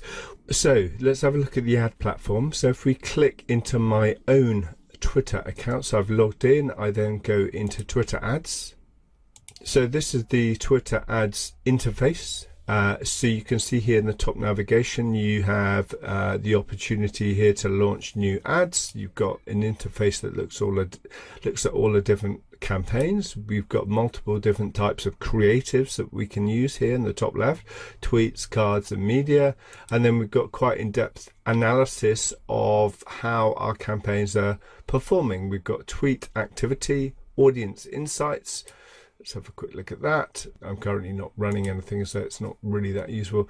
We've got video activity, and then it also supplies different tools for ad editor, audience manager, ad manager, conversion tracking. So my advice is to play around with it, test some money on campaigns and see if it works for you, and refine and improve. So that's the platform, that's the different ads formats for Twitter advertising. I hope you found that useful, and we'll see you at the next module.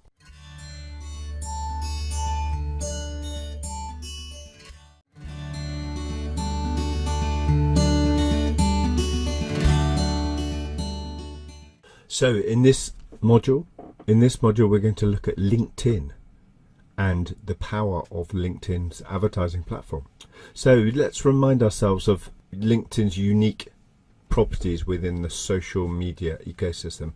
So it's the largest global professional network with more than 500 million users in more than 200 countries and territories worldwide. That's massive in terms of its use globally. The vision is to create economic opportunity for every member of the global workplace, and the mission is to connect the world's professionals to make them more productive and successful. Let's delve into its use within the business world. So it matters purely because LinkedIn is really the de facto of professional B2B networking.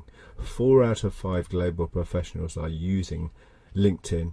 In December 2016, Microsoft purchased and integrated LinkedIn into their product portfolio. So it will be interesting to see what they plan to do with it. If you drill down into that image, you can see that, you know, the spread of membership is right across the world. Some of the biggest growing sectors are Asia and China, but massive penetration across Europe, across the US. So it's brilliant for anyone who wants to do global B2B marketing. Let's have a look at the advertising options on the platform. So the first ad unit is the display advertising. As you can see here, we have 2 units on the top of the page and then on the right navigation. So this allows us to target people with specific demographics. So that could be by location, by job title, by category, industry. And one of the unique benefits, I guess, of LinkedIn is its ability to target very granular profiles of audience for specific ads that you want to target. That's fantastic. But we have to remember, when we're comparing something like LinkedIn to search marketing, LinkedIn is quite a passive medium because subscribers are generally going there to either research people or to connect with someone new. And so they're not necessarily in a buying mindset. So we need to be really strong with the creative we use to really grab the attention of the users that we're targeting. So the first ad unit is display. The second, and my favorite, is sponsored content. So this means that we can target our customers and integrate our content into the news feed of any customers we're targeting. So this makes it much more natural to target them and easier to persuade them about our product and services because it's integrated into the news feed here, into the middle of the real estate that we're looking at. So whether that's mobile, desktop or mobile, you can see that through the redesign in 2016, we now have much greater space in the middle of the page and less real estate on our profile. So this means we've got more visual capacity for things like images and video. Video in particular works really well. So the reason why I like, some best practice pointers about launching sponsored content advertising. So you need to create a company page, because if you're sponsoring content, you need to add content and add your headlines on your company page. So You need to create a company page that's free. Write a concise and ad headline to maximize engagement. Really important, because on LinkedIn it's hard to grab people's attention. Thirdly, keep descriptive copy under 70 characters. Note that anything over 100 characters could be truncated on a desktop. Embed large images that really stand out and capture people's imaginations. Content with larger visuals tend to get up to 38% higher click-through rates. Feature a clear call to action so that your audience knows how to act on their interest. Be specific with ad targeting, but not so specific that you narrow your audience too much. So there's some best practice pointers about using sponsored content. And the third ad unit for LinkedIn is sponsored InMail, which is a kind of derivative of the direct InMail that you would qualify for if you're a paid subscriber on LinkedIn. It's a bit different in that at the top and the right hand side you've got opportunities for branding, as you can see on that example on the right hand side. That's a branded sponsored email with your company information at the top. I believe that sponsored content is my favorite ad unit on LinkedIn. I'm not a massive fan of sponsored email, but InMail, because you qualify for InMail as part of a paid subscriber, is worth using. But the sponsored email, not my recommended choice. But again, test it and see if it works for your own business.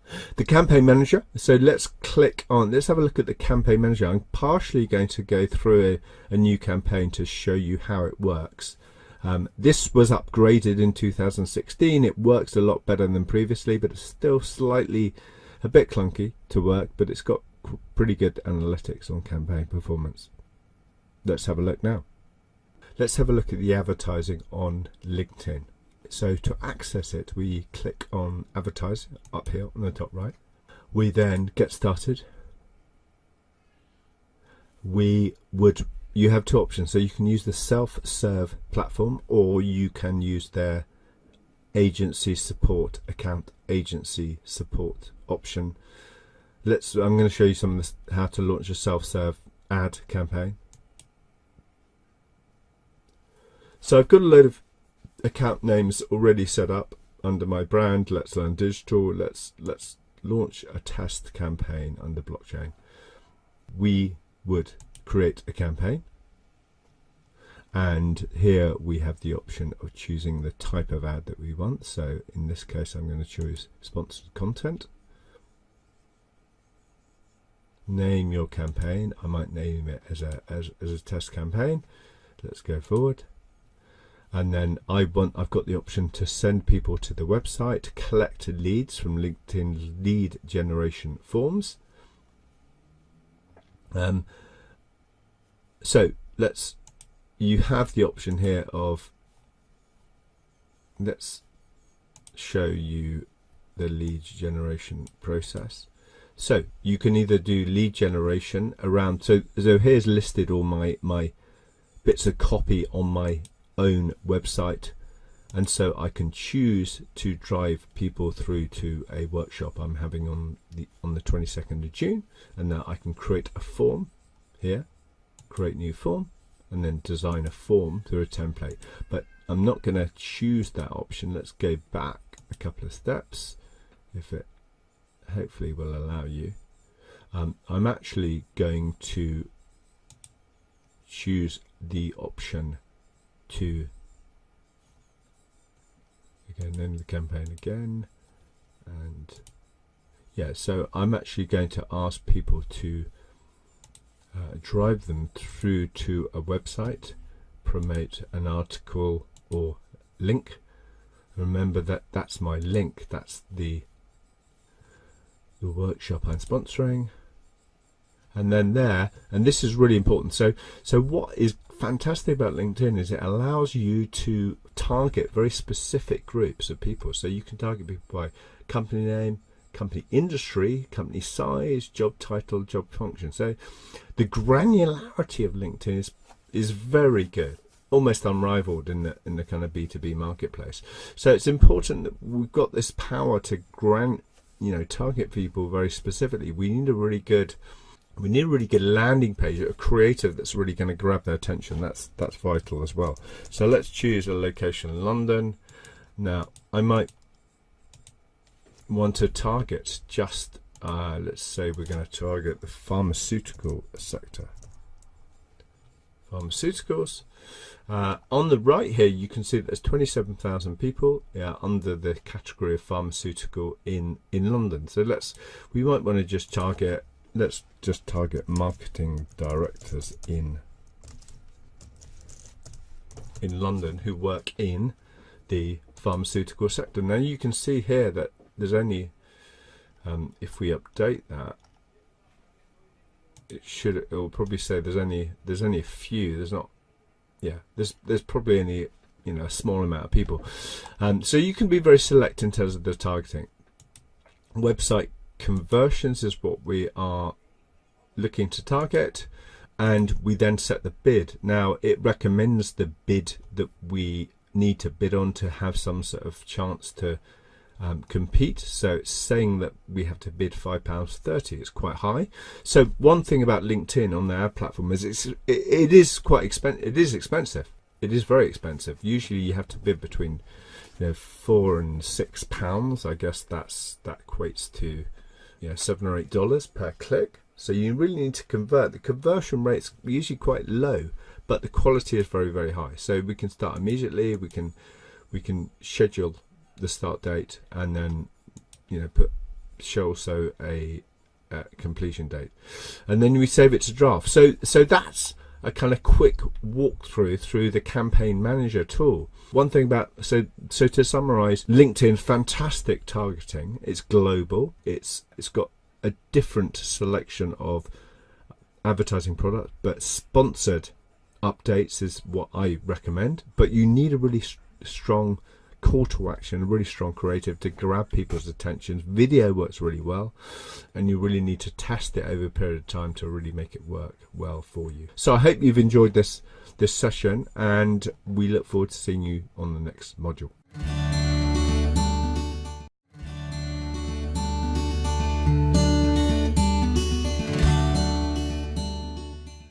Hello, welcome back. In this module we're going to be examining a social media platform called Quora. If you are someone who uses social media for B2B marketing, this is definitely a module you should look at carefully. So what is Quora exactly? So Quora is a B2B question and answer platform to ask questions and get useful answers from the community to share what you know with the world. It was originated and set up by two former Facebook employees, and its kind of roots are in the US, but it's grown significantly. If we look at some of the data on monthly users, you can see up until 2000, particularly 2016, 2017, it's achieved huge growth. So I think it's a platform of the future, and certainly very good for the quality and caliber of the answers that you might receive. Why is it unique? So I would estimate it's unique. You can see here my own profile on Quora. The personalization, the credibility of the community. This is really important. So if you are asking highly technical questions on Quora, it is likely you'll get access to fantastic caliber and quality of answers. The answers I've had to some of my questions is superb. So credibility of the people on it, but also the quality, the caliber of answers you get is astonishing. The ad platform launched in summer 2017, and this is you can see here, this is typically how the advertising is integrated into the main question and answer content. So the ad platform launched in summer 2017. You can see through this image typically how the ads are displayed in the main Q&A feeds. The way in which advertisers are using it is you can see that people go onto Quora to research important decisions. So you have an opportunity to reach people at the crucial point of the buying and questioning element of their purchase. So in this example, it's showing how do I hire a business lawyer, and then we can just integrate our ad that is delivered in the actual content. And this is replicated on mobile devices as well. So I think what we would do now is have a look at the ad platform and get a better feel for how it works if we did want to start using it and testing it. So here we have the Quora community. If you click on your own profile, so you need to set up a profile before you start using the ad manager platform. So here you can see my own ad profile, my own profile on Quora, which says some information about myself.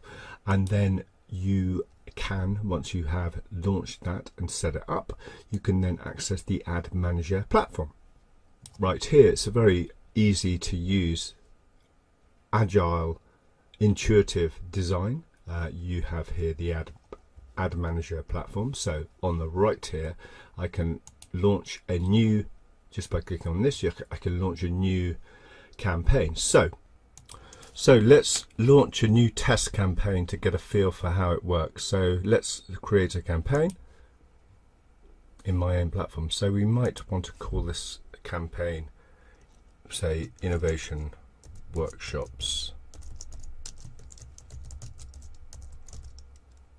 We might want to, the objective here is conversions. We then might want to, so we might want to configure the pixel so that we are tracking the behavior. A conversion, so we want to purchase for our workshops. We then set a budget. So let's set $1, say $10 a day. Then dates, start date immediately, and then maybe we finish the campaign next Friday once we've done a test. And then create an ad set. So we can use that function to import a particular record, particular types of keywords or locations that we already have as an ad set, or we can just leave it as it is. So let's call it just innovation for the time being. Topic targeting. So we might want to target so we've got 4 options here. Question a topic, we can submit questions. We have 4 options here for advertising. Either we can advertise around a topic, or a particular question that someone's asked, or an audience, a particular type of audience, or again interest targeting. So let's go for topic targeting. Say something like say training, just as an example.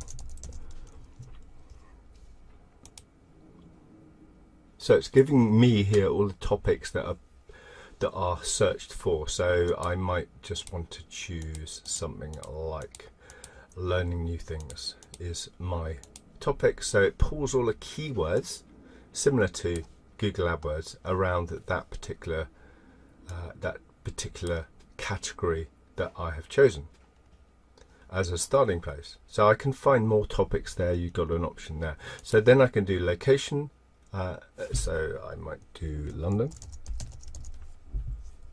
and then desktop or mobile, and then set my bid strategy, maybe 1, and you can see here it's making a suggested bid $1.46, and then continue. Then this is quite important. We need to get the ad copy correct. So we can add an image, we can add ad name, business name, headline, body text, and then a landing page, display URL, call to action. So we've got here different calls to action. So book now, apply now. So this is fairly straightforward. This is then the ad creative that you set up. Now what you need to be really careful about is the guidelines. They're quite strict. So here you have the click to the advertising policies. You can see that there's quite clear instructions about spelling, grammatical formatting and punctuation errors, and incorrect use of capitalization and abbreviations, and any unsubstantiated competitive claims. So make sure your ad copy and landing pages and spelling and capitalization is used correctly. You can see down here in the guidelines that you've got examples of what's good and what's not. So that's Quora. That's launching a campaign using Quora, the B2B platform. It's a good platform. It's quite low cost, but for certain questions that are relevant to your business, it's definitely a platform that I would recommend testing and seeing how it works for your business and varying the different creatives to maximize the impact of what you're doing. So I hope this module has been useful, and I hope you'll have good success on Quora. Thank you.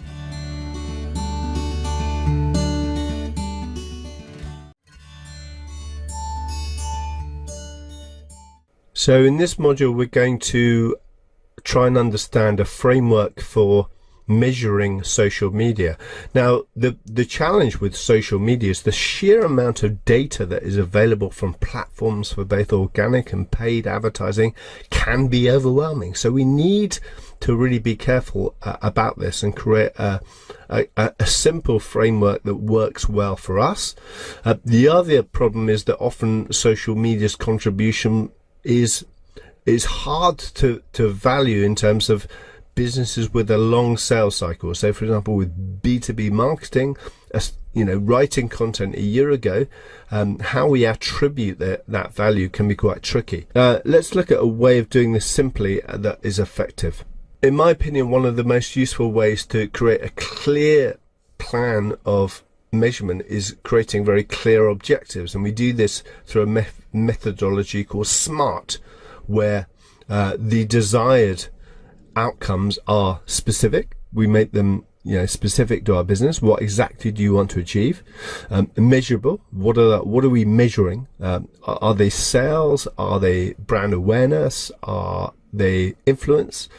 And then 3, are they actually attainable? What steps can you take to reach those goals?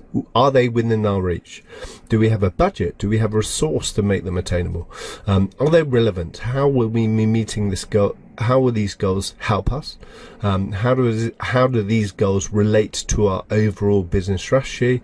And then time bound. So we might have a specific time value that we put onto the goal that we set. The other framework that I think is very useful is this measurement based on which reflects different objectives that we have. So if our objective is exposure, so we might want to measure exposure by visits, views, or followers, or fans, or subscribers to our brand. Secondly, if it's influence, so how do we measure influence? It might be share of voice, it might be influence among top influencers in our market. Thirdly, engagement. So engagement is measured by clicks, retweets, or shares, or downloads or comments based on our content. And then action. So what actions are people taking? So they might download content, they might attend a webinar, they might we might generate leads, we might invite people we might measure actions by pitches, for example, and all these will contribute to a final figure, a commercial objective, whether that's online sales, maybe that's offline sales, or phone calls, or appointments, etc. So all these social media measurements can be measured by specific types of measurement. And again, this kind of simplifies the process and makes it easier, gets us to focus in on what the objectives are for our business, so that we're not wasting time, because we can waste a lot of time on all these different all these different social media platforms like Facebook, and we need to really tie it in together to make sure that we're measuring the right types of activity and we're putting a commercial value on these types of activities. To conclude, we recommend a really simple process to measure social media, and we can do that using this framework and the earlier SMART framework to really drill down on the contribution of social media to our business and our business objectives.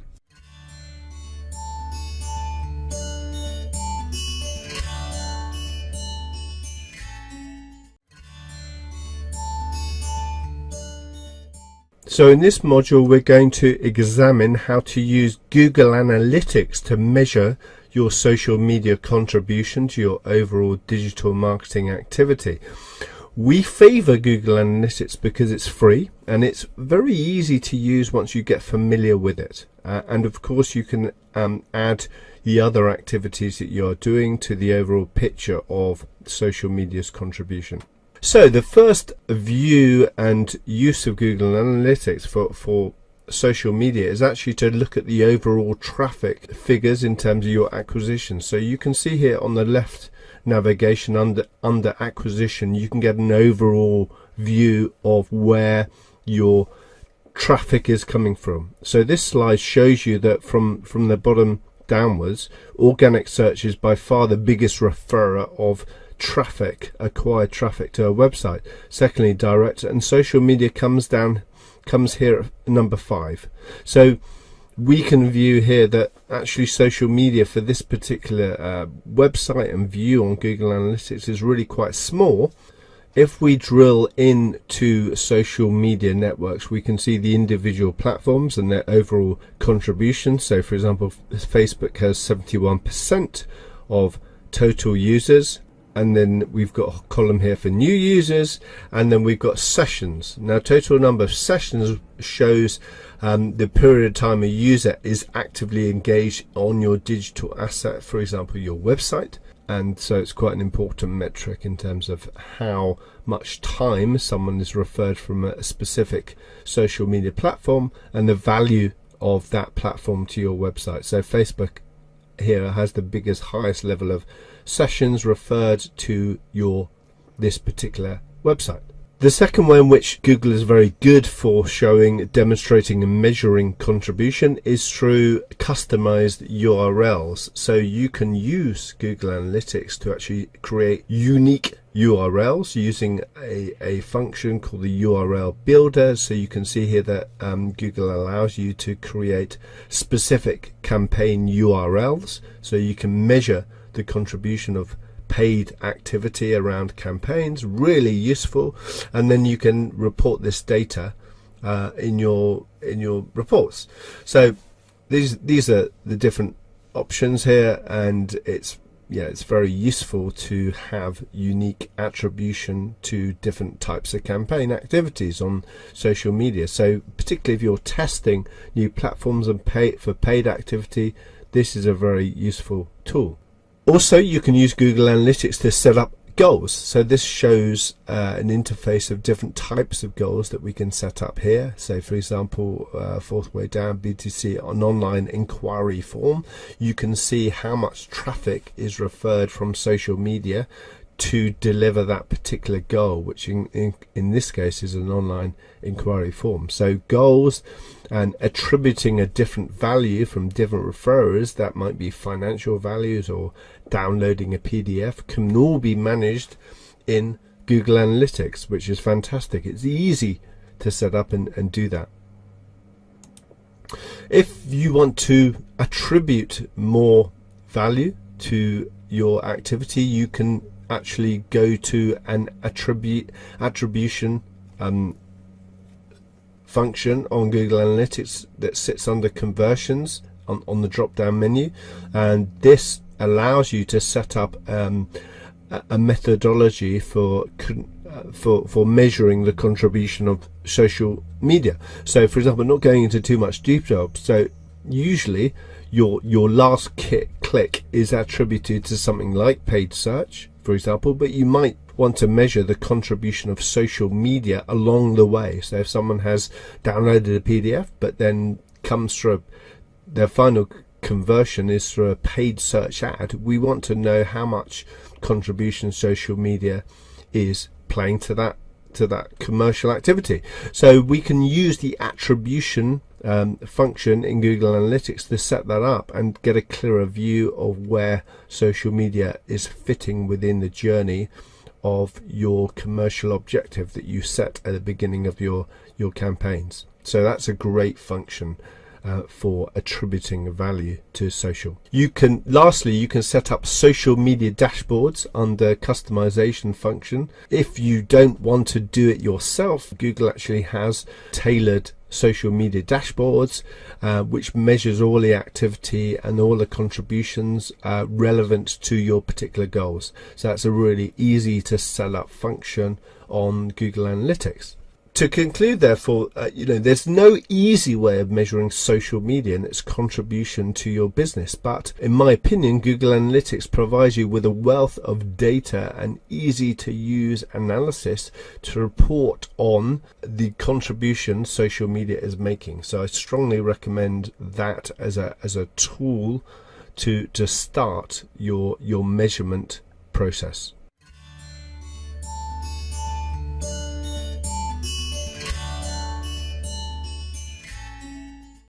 I wanted to leave you with this final message and congratulate you on completing this social media course. I hope you have found it useful. I hope the concepts make complete sense to you, and I hope you'll continue to learn and read and update your skills.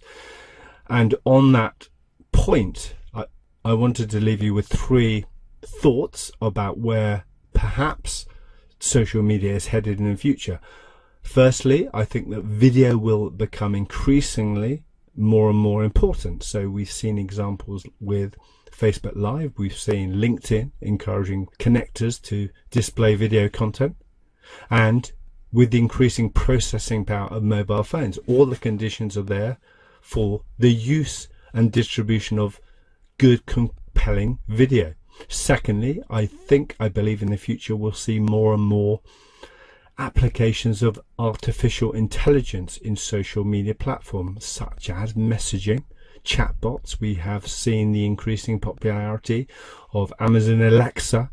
So this will only become more and more important as part of our social media strategy. And lastly, the continued importance of influencer marketing for brand marketeers in particular, I believe will become more and more important. So I invite you to really experiment and explore the whole range of different opportunities that social media offers you for business communications, for marketing, for engagement with customers. We do really hope you come back to Let's Learn Digital to study other courses, and we wish you well and invite any comments or feedbacks about this course. Thank you and good luck.